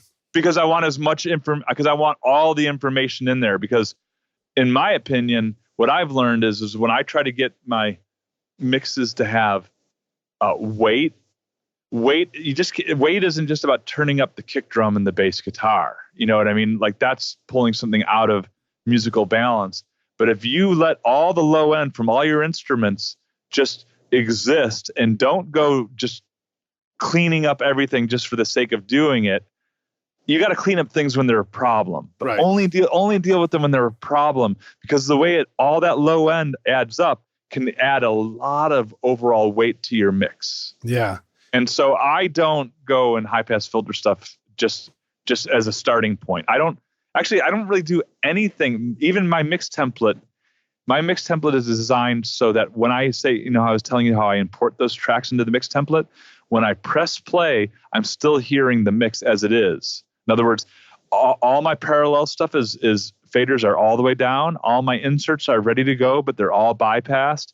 And then one by one, I go and I do my, I start going through my, mix setting routine, which you were asking me about earlier. And I should just tell you that these days, part of that is when I do import those tracks into my Pro Tools sessions, I get everything routed into the subs that I want them to be.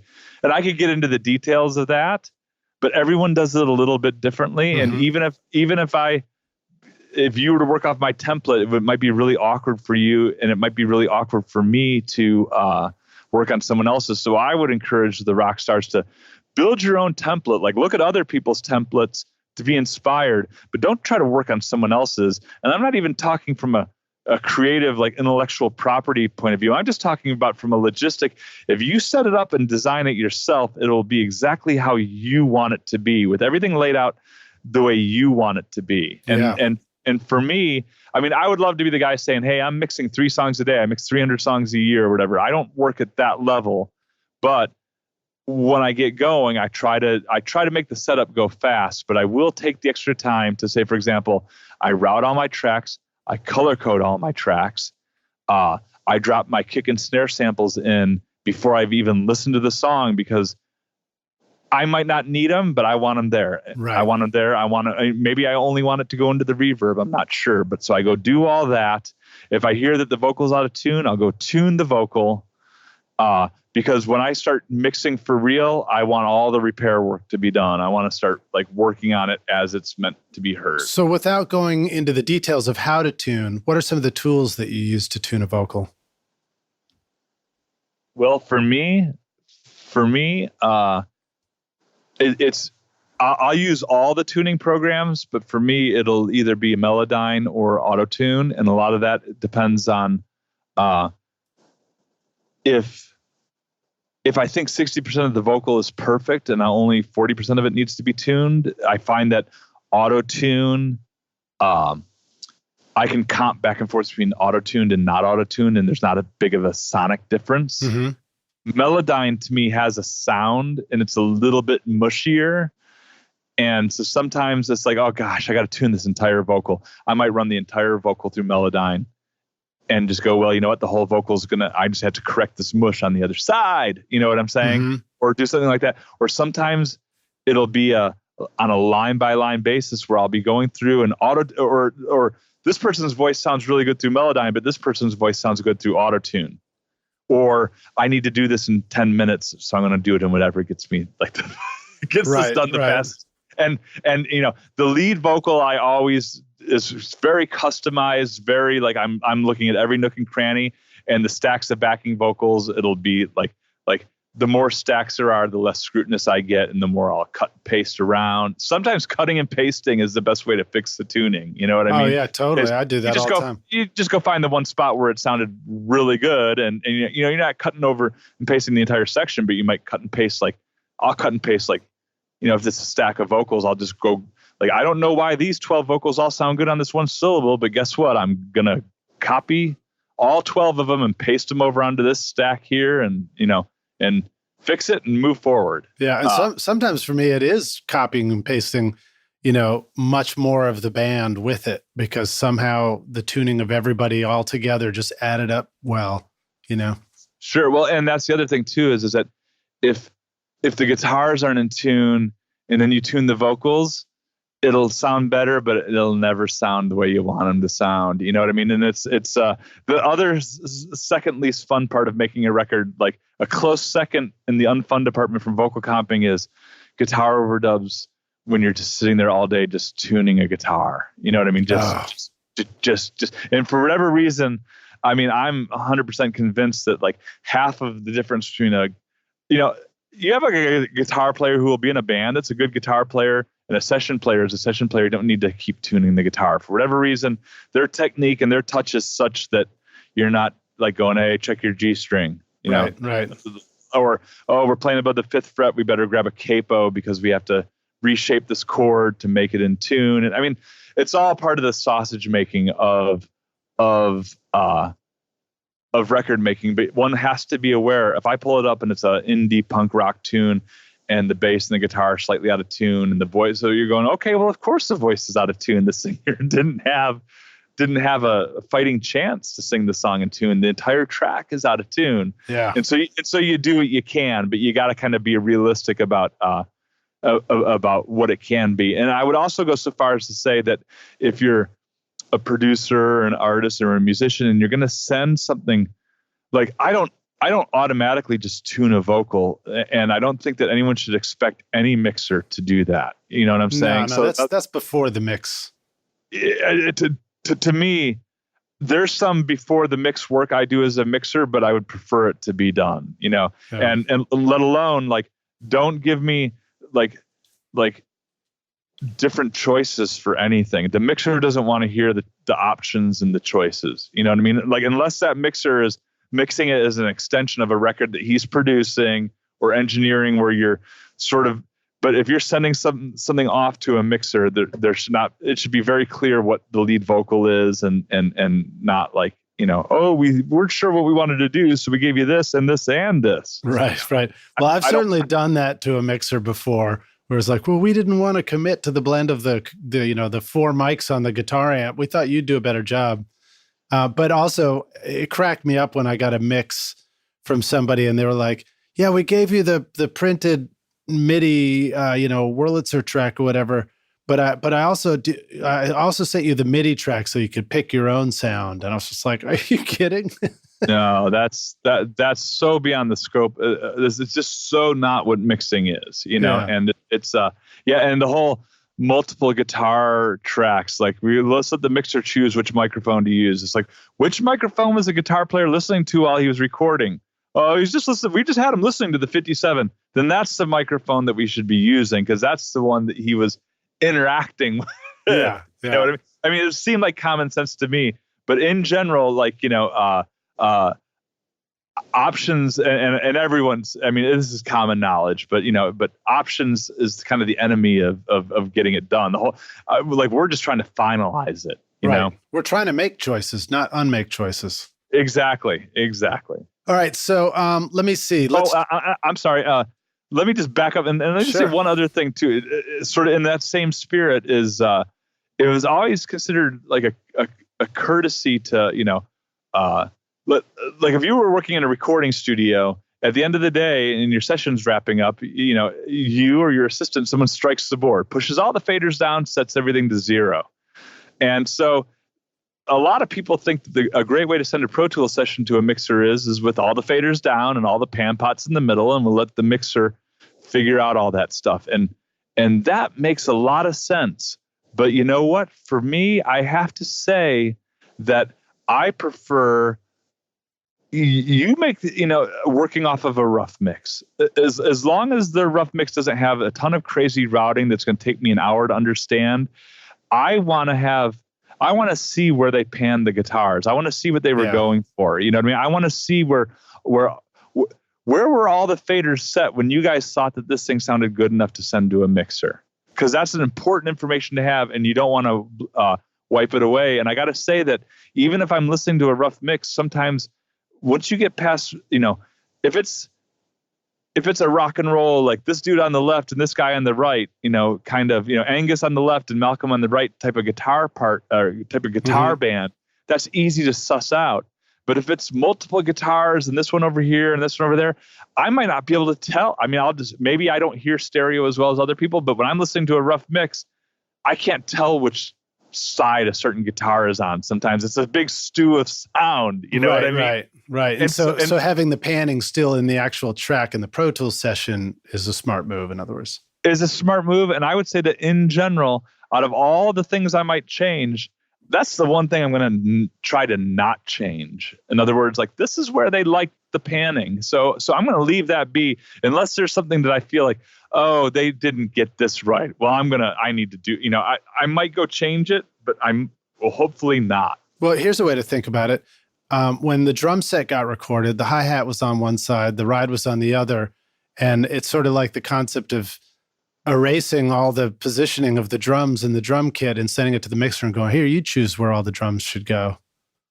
Right. And then you pull up the overheads and I go, well, I'll pull up the overheads and see which side the hi-hat's on. I'm listening to the overheads. I'm going, I can't tell. I can't tell. Sometimes you can't. It's true.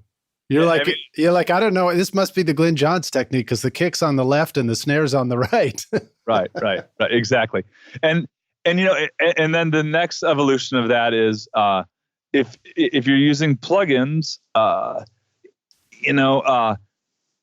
certain plugins you could probably safely assume a mixer has, and certain ones you should not assume it, and it changes over time. You know what I'm saying? In other words, it's if you have a bunch of stuff dialed in with sound toys that you think is cool, just send it to me like that. I have sound toys, you know what I mean? And you don't need to print that. If you have something running through some really obscure VST plugin via a wrapper, a VST, you know what I'm saying? This plugin I bought in France from this one guy, he only made 20 of it.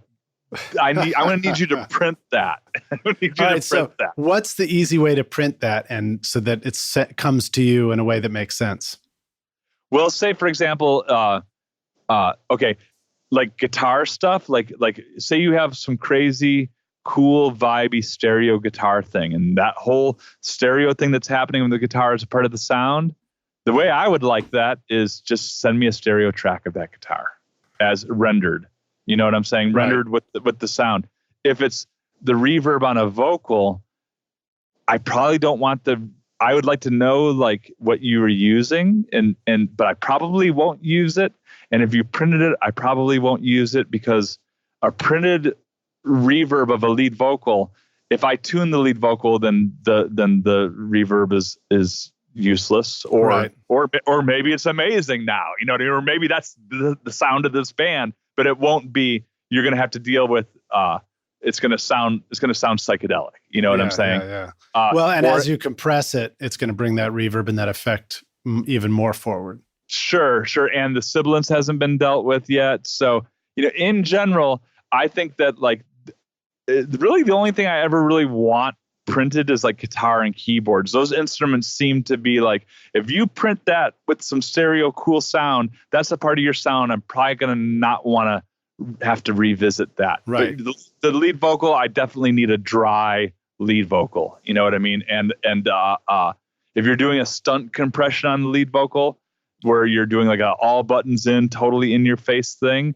if you want to send that to me as a plug-in on playback, that's cool. But if you print that, I probably can't work with that.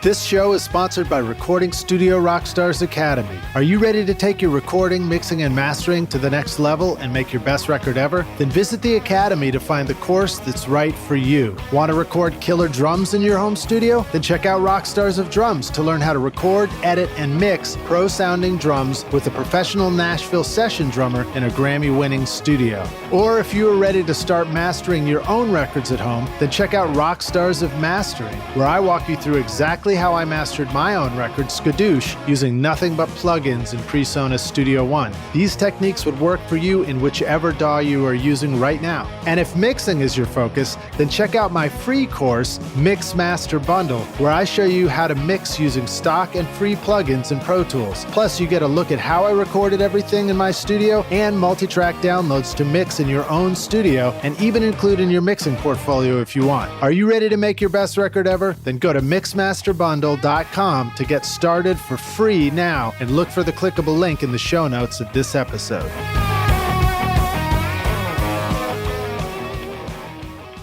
All right, cool. Well, let's talk about drums for a sec, man. Are you doing all right for time? Because I know we're going long, but this is kind of fun chatting about this stuff. I'm good. Maybe you could cut out some of the fluff from the beginning. What fluff, man? We don't have any fluff. So drums. What do you want to tell us about making drums sound punchy and full? What things might we consider in our mix template that could help us mix drums better? And where are some of the first places we'll make mistakes with drums?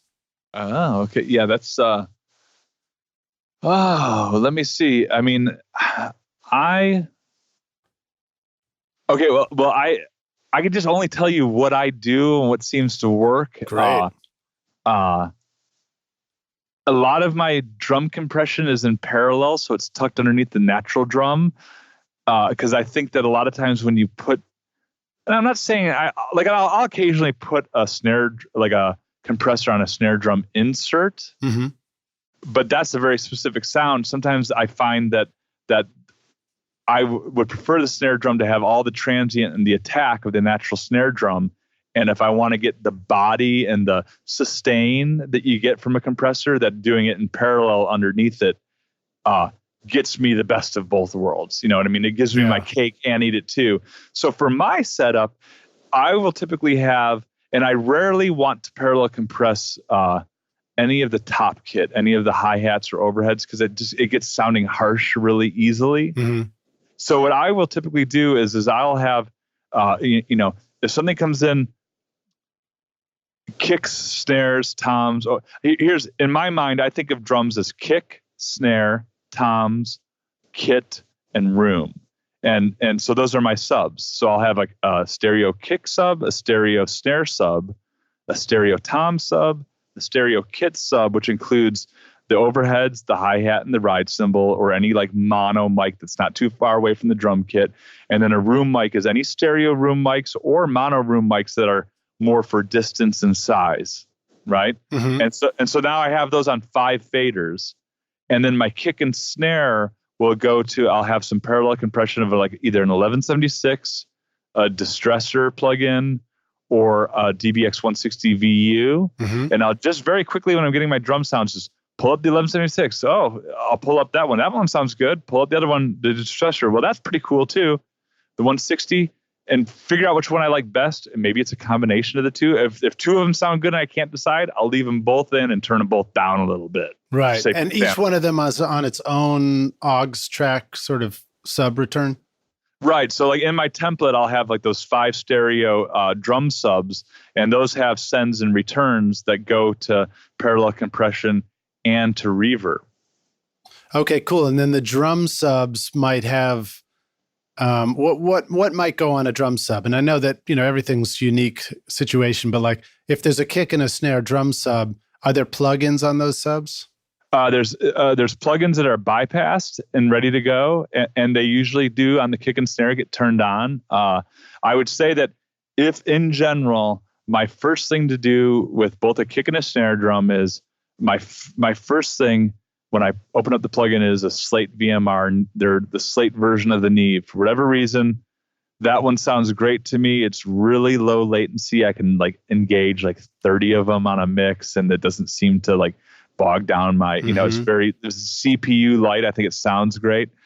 And usually on a kick drum, what I'll often do is I'll boost a little 60 or 50 or 60, maybe take out a little 160, which I usually like to do on a API 560. Something about the way you do it on a 560, it's just getting rid of the stuff you don't need, because that's where all that area in a kick drum is where all the first and second, like where the key of the song is living in. Right. And so if you want to make your kick drum punch and be loud, you kind of go, well, what can I get rid of that will allow me to get this kick drum louder? And oftentimes it's the lower mids. Now, is the 560 the graphic EQ? The graphic API. Yeah, that's a cool one. And you can use the waves. You can use the API. Slate has, well, they don't have a graphic one now, but they now have a 550A. And then I'll usually add a little bit of top, and maybe sometimes take out a little 5K if it's getting clicky. Sometimes I used to take out 5K a lot if it was getting clicky. Now I just go and I'll put a transient designer and take a little bit of the, attack off. Oh, cool. But here's the funny thing is that, and this is kind of a thing I learned from Joe, is that if the kick drum's only clicky when it's in the verses, then I only put the transient designer on in the verses. So in other words, I'll do a lot of automating plugins to bypass on and off to only fix the problem when it's a problem. Because suddenly that click that sounds too clicky in the verses might be just what you need on that kick drum to make it pop through on a chorus. Yeah, that makes sense. Any quick tricks for quickly automating a plugin bypass or level or whatever in your mix? Yeah, I mean, there is. Oh, well, I'll tell you. For one thing is that in my template, those are all ready to go. Right. You know, in other words, that master bypass is already a lane in my automation ready to go, and I can just go turn it on and off. One quick little keyboard trick is that any plugin that you open up, more or less, most plugins, if you hold down Control, Option, and Command and click on any parameter of a plugin, it'll open up a little menu saying like enable automation lane or dialogue or whatever, and you just say yes, whether that be the input threshold of an 1176 or the master, you know, bypass on and off. You can just quickly get to that. So, scrolling through menus is sort of the enemy of mixing. It is. So that's the one big thing about a template is that it will have say for example on a snare drum, it'll have the 3 EQs I think we're going to need. It's either going to be the Slate VMR, or it's probably going to be a Pultec, or maybe it might be like a fab filter if I need to get rid of a honk or get rid of a resonance or something. So I have all 3 of those things ready to go, so I don't go scrolling through plugins while I'm trying to dial in a snare sound. Yeah. You know? All right. So let me ask you this. So you've got a kick that's the track that has the audio on it. Then you also have this kick sub track. Does the kick with audio track on it route directly over to the sub track, or does it go to like a mix bus and so does the kick sub track so that they're parallel? Well, here's in my mix template world, all tracks go to subs, and then all subs go to alls. Okay, and that just makes it quick and easy. So really, I mean, just visualizing it's quicker to do that than to try and put those plugins onto the kick track itself. Oh yeah, every mix would take all day. You know what I mean? And then like I said, you know what this is going to be. You know which ones you're going to, you know, you just have your go-to ones there handy. But another big thing for me is, so say, I mean, this is I mix and match my Pro Tools. In other words, I put my tracks next to each other. But if you were to imagine a Pro Tools session where all the tracks on the left, or, you know, like if you're looking at the mix window, are your multi-tracks, right? And then they all feed into your subs, which are all on your right, right? Now imagine that there's another set of subs. Instead of subs, they're called alls, right? And alls are like all my vocals, all my guitars, all my keyboards, or whatever. What you can effectively do, because here's the tricky thing about modern mixing, is that modern mixing, because it's so track intensive, say for example, you have a real kick drum, and when you're cutting your track, having that kick drum fader at 0 sounds good. But once you add the sample, and once you add the drum machine that's going to come in and the choruses, and once we add the bass and the sub bass and stuff, every time you're adding on to your mix, you got to keep moving those faders down, right? Because you got to keep trimming your mix, because it's all got to get into that stereo mixer, right? Right. But now, as I'm trimming my kick and snare down, now I'm feeding my subs with less material. So my kick drum that was feeding that EQ that I had dialed in so good, you know, say I had 3 kick tracks that were fed into a EQ that I thought sounded really good, but now I think the kick drum's too loud. Well, if I turn down the multi-track, now it's not going to not be hitting that EQ nearly as hard in the spot that I decided I liked it. Right. So I have to turn down my kick sub, right? Or my snare sub if it was a snare drum. But now, if I turn my snare drum down too much, then now I don't have enough throw in my send to even feed my snare reverb at the level I would like to feed it to. And that's why I have the alls. And so for me, when I'm trimming a mix, I trim either the multi-track, the sub, or the alls, depending on what I want to do. And I do them all a little bit. So that way, I'm not starving one end of the mixer with not enough level. Starving the mixer, yeah. That's great. And it's what you're describing sounds a little bit like the tape machines over on the left and the mixing consoles over on the right. Yeah, and then the sub masters are and then the subs are on the right, and then there's a whole other set of sub masters. Because again, if those sub masters are running too low, and for example, for me, I like to feed my snare drum reverb from my snare sub. Right.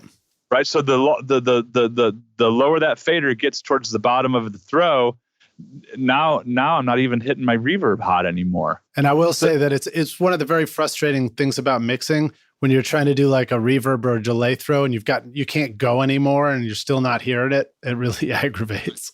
See, and the thing is that getting your headroom and your gain structure right from the get-go, like just starting out in the second chorus or starting out in the loud part of the song and sort of just attacking her strategically solves all those problems before they even happen. Yeah. You know what I mean? Because I was like racking my brain, like how are these dudes like mixing these songs in like 3 hours? And it's just because because they're not reinventing the wheel every time they do a mix. Right. You totally. know? And the good news for you as an artist is that like you might feel like, hey, maybe my track's going through the Chris Lord Alge cookie cutter. Like that's one way of looking at it. But another way of looking at it is this guy's got his mixing strategy so dialed in that he can focus on me and what I'm doing. No, you know what I'm saying? You're like, wait a minute, that's a really good cookie. yeah. As long as it's a good cookie, no one minds. Sure. Okay, let's see. One of the challenges I've discovered when I've got a master sub track somewhere, and I've moved over to look at that. So let me ask you this first. Do you like looking at the edit window while you're mixing, or do you like looking at the mixer window while you're mixing? Edit window almost the entire time anymore, with a little bit of the mixer window. Okay, so what I like about the edit window so much is I love the visual cues of seeing the audio on the tracks, and it helps me very quickly know where something is and where I am. But if I scroll down to look at my subs, the audio might be disappeared off the screen. Do you have any advice or tricks for kind of easily knowing where you are if you're going to make a ride on an aux fader? One thing is I think it's really great in your template to have a meter that doesn't disappear. You know how like in Pro Tools, if you click the little red thing in the top right-hand corner, then that plugin doesn't disappear. Right. And I actually have a TV behind my speakers that has like a few floating windows of things that I like. One of which is two things that I look at all the time is I keep a VU meter up there that I'm looking at all the time, mm-hmm. which is nice to see, and it never moves, and it forces me not to have to scroll around too often. And the other thing I'm addicted to is I have an undo history that I'm looking at all the time. Interesting. I'm always looking at my undo history to see like, wait, did I just nudge that data backward? Did what I just do, did it really do that? What did I just do? I always have a little record of seeing it, and I find that that's really helpful. That's good, because when you move quickly, I mean, you need to move quickly, but it's also, we're talking about mouses and clicks. I mean, it's easy to like make a big disastrous move very quickly. Like you talked about option unmuting. Yeah, I do that stuff all the time. And so you gotta, when you work fast, you screw things up fast. Yeah. So here's one for you, rock stars. I used to be working on a session, then I'd come back and I'd look at, like some track that was long, had a long chunk of audio on it. And all of a sudden I look, I'm like, oh my God, where did the entire outro go for this thing? And it took me a long time to realize it, but it was because I was always hitting Command S to save something. But if I whiffed the command button with my thumb and I just hit S and that cursor happened to be sitting on some track somewhere, I just truncated all the audio to the end of the song from that point. Right. So that's a good reason to see that undo track. And then another thing that I see my interns do is they'll go to make a move and they do it and it's not quite right. And then they go, oops, and they try and put the thing back where it was. And I'm like, no, just use undo one time. Never try and put something back. Just use undo to go back to where you were. And it'll go back. Well, and you mentioned something else I thought was worth mentioning is I know that there's a lot of people that talk about like, depending on your eyes, mixing with your eyes, and looking at the screen too much, depending on it doesn't matter the way things look, it matters the way things sound. And yeah, I get that. I got to have the monitor right in front of me, and I'm looking at the thing the entire time, and I'm not gonna ever feel bad for it. And if I get in a mixing situation where I'm like when I'm at a studio and the Pro Tools rig is to the side of the console, I don't like it at all. Like I really like having my main speakers right on either side of the Pro Tools monitor, and it's really comfortable for me. And I like, especially when I'm automating and writing faders, and I'm staring at the lanes, looking at it. A lot of times I see, say for example, if I'm automating a lead vocal, I get onto a section of a song, I automate it, and then I get the fader where I think I want the entire verse to be, right? and then I back it up a little bit, and now I'm looking because I can see where I want it to be, and then I just push it up and hold it, and you can automating with faders in Pro Tools while you're looking at the automation breakpoints and stuff move is I can't imagine not working that way. I love it. The last time I worked on flying faders, I was like, I don't know, this isn't for me. I've moved on. Well, so a couple of interesting thoughts. One is that the moves you're making on the screen, if you get into a complex mix template, you may begin to experience a delay between what's happening on the screen and what you're hearing out of the speakers because it's routing through so many plugins and things. So just something to be heads up about Rockstars that that could be the reason why you clicked something. And then when you listen back to it, you're like, well, I thought I clicked it a little earlier than that. Why am I so late? And then another thing is I learned a great trick for those times where you do want to turn off the monitor just recently from a Rockstar, and I apologize to you. You probably know who you are, and you dropped it in a comment. Maybe it was on YouTube. But sometimes with all the social media things, I go back to try and see who did that, and I can't even figure out how to get back to the comment again on Facebook or YouTube or wherever it is. But it was this. If you want to quickly turn off all your screens, it's Shift Control Eject on a keyboard, and it just makes them all black out, and then any key will turn them back on. So it's a great, very quick way to just, if you want to do a full listen back to the whole mix and have the screens off, you can do that. And then the other trick that I do is I have a trackpad in front of me on my studio, and if you do the 3-finger swipe over to the side, it's like you switch to a different screen, and you can just kind of have this big blank screen up there for a moment. So just a couple little tips there. Yeah, I just think in general, doing whatever you can to make your mix environment like really comfortable and really dialed in. So when you get into that creative space, you're not thinking about operating a computer anymore. Yeah. So that's what I think. Well, I know we got to wrap up here. Let me ask you one more question. Sure. Bass. How do we what do you want to say about making sure our bass totally rocks and doesn't totally suck in the mix? And do you want to talk about your mix template there? And I would ask you to educate us on why parallel use of SansAmp might not be what we expect sometimes because of some phasing latency stuff. Well, with SansAmp, I know that, for example, in my template, when I use SansAmp in parallel, the setting I use, I like, for whatever reason, it's so latent that when I flip the phase, it sounds fantastic. Okay, there you go. Yeah, I think SansAmp is one plugin that is a little, and it's funny because I like it and I use it, and I'll use it on bass like often, but it behaves a little bit differently than some other plugins in the latency department, and I don't know why. It's probably is that what you're referring to? Yeah. It's probably just a plugin that's been around so long, nobody's gone back and revised, the delay reporting or something within the DAW. But just to help the rockstars understand what we're talking about, when you do parallel treatment of two sounds, you want the parallel version of the sound most likely to not shift in time at all against or phase against what you're adding it to, so that they add up sort of with clarity and focus, as opposed to accidentally canceling out some of your low end.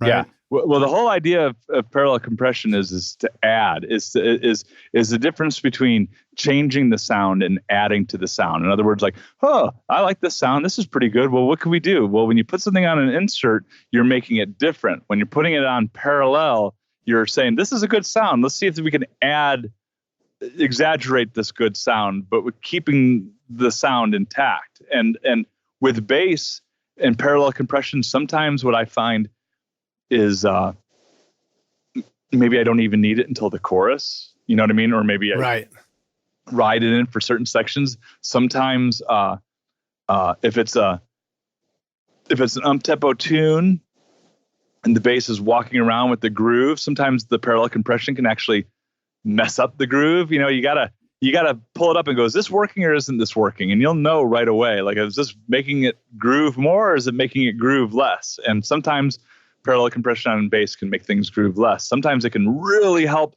sustain things, like if you're going for like a stadium U2 sort of thing, that can be just the ticket. Right, totally. And you can get huge subs if you just like squash the crap out of a bass and just bury it in there. I've discovered that before. Well, and you can do that. Sometimes I'll add synth bass. I'll just play it in. And if it's a modern band, then it's cool. Hey, synth bass, they just forgot to do it. If it's something that is supposed to sound more natural, I might do it with an organ sound and just to have it be invisible. For me, mixing bass is about hearing the chord. You know what I mean? Oh shoot! I think you have to put a marker in. No problem. My thing went out of record, and I don't know when it did. I think it went out of record when I was trying your little example. Oh, that's all right. That's all right. So, but anyway, what I was gonna say was with bass for me, like in other words, how do we know when we have the bass level right? That's what a lot of people say and or ask. And a lot of times, to me, the bass level is about when I hear the chord and I completely understand what chord and what key we're in. Then I think the bass is probably pretty good. Yeah. If bass notes get a little louder, if from there, I mean, obviously a go-to thing is like, oh, the bass, I can't part the fader. I feel like I'm riding the fader all over. Then maybe you can drop an LA2A on it and smooth it out. And the one thing I'll say about like an LA2A plugin is it might fix your problem before you even see the meters moving. You know what I mean? In other words, it doesn't take a lot of gain reduction to get a bass to sit in place, particularly with that particular plugin. And then the other thing I would say is that if you're working on the bass and you feel like you got the fader, with the fader and a little bit of compression, you have it parked where you like it, you're hearing the chord, and then you hear a few loud notes here and there. If you're looking on your screen and you're not seeing those notes any louder than other notes, then it's probably your room, and you should probably ignore it. You know what I'm saying? Yeah. And fixing it might create more of a problem for you. Or switch to a small speaker. Or switch to a small speaker and see if the problem's still happening. You know what I'm saying? But chances are, if you're not seeing that, sometimes you get a certain bass instrument where one note's louder than other, or usually it's like one note is kind of dead. You know what I mean? A lot of times what that could very well be is like if you hear a note that's like, why aren't I hearing this one note? And you look and the meters are just as loud and the file's just as loud. It's probably your room. And if you fixed it, you'll actually make it worse. Okay, cool. So now if you were just going to encourage the rock stars to experiment with some different plugins or things to add in parallel to a bass and just try them out and see what they did, would you want to mention a few? Well, sure. I could tell you right now in my template, my bass, my bass tracks, however they come to me, I'll go into a bass sub that have probably my go-to bass plugin. Sometimes I don't do anything. You know what I'm saying? In other words, I only do something if I think I need to. I don't automatically do any of this stuff. But maybe I might pop a Pultec on. Maybe I might pop a Slate on and boost everything below 200, like a 1073, everything below 200 a little bit. Maybe I might add some 1.5 with like a Neve type, EQ just to get it to bark a little bit. And then on my parallel side will be I have, I think, an 1176 and a 660. And it's like, does this sound good? No. Does this sound good? No. Okay, then we're not using any parallel compression. You know what I mean? But it'll be either that is a pretty quick thing. And then I'll also have what I think it's called like bass mod sub. And that'll usually be a Dimension D or a chorus ensemble or something that'll make the bass, say it's a fretless bass. So you can take us back to the 80s real quick. Sometimes I want to go back to the 80s. Sometimes I want to just go back to the 80s, like by 10%. In other words, like I just sneak it in there just to make the bass go wider and sound bigger without being louder. You know what I mean? And that tends to help a lot. And sometimes what I'll do oftentimes if it's a rock track, when we get to the chorus, no matter how much distortion you have in your bass, I might just add like Sans Amp super bass, just sounds like a plane's taking off. You know what I mean? Yeah. And I'll just sneak that in, and maybe I'll even micro pitch shift it so it goes like wide. You know what I mean? Because we want that chorus to be as big and as expansive as possible. But I do try to have it all there in the template, and I try to make those decisions pretty quick. Very cool. Well, awesome. Well, Ken, I think we should maybe we want to wrap up here. I have one more question for you, which I've asked you before, but I'll ask it again because it's always a good one. We take the Wayback Studio machine, and maybe this one is pertaining to mixing, but if you could go back and find yourself early on in your mixing journey, and you could give yourself one bit of advice and say, look, dude, here's the single most important thing need to know to become a rock star of mixing yourself. What advice would you give yourself at that early stage of mixing? That's a really good question, and I don't have an answer ready. But I would say that a static balance is a good start. In other words, that's the beginning of a mix, but the mix has to move and breathe. And a mix isn't about a balance. It's about walking a listener through the whole song. You know what I mean? And these days, like, I feel like it's like making sure that the listener isn't looking at his iPhone by the second chorus. You know what I mean? Just always presenting something new and fresh to keep the listener engaged, and the vocals. You know what I mean? It's really, at the end of the day, it's all about the vocals. Yeah. I feel like you're reminding me that a lesson for me was learning that it's not about perfectly balancing everything. In fact, sometimes when you do that, you just end up with a perfect gray, which is not very interesting to listen to. Which is boring. Yeah. Yeah, for sure. I mean, I find that, like, if I love a piece of music enough, I'll listen to it for years and not notice it's not a very good mix. In other words, totally.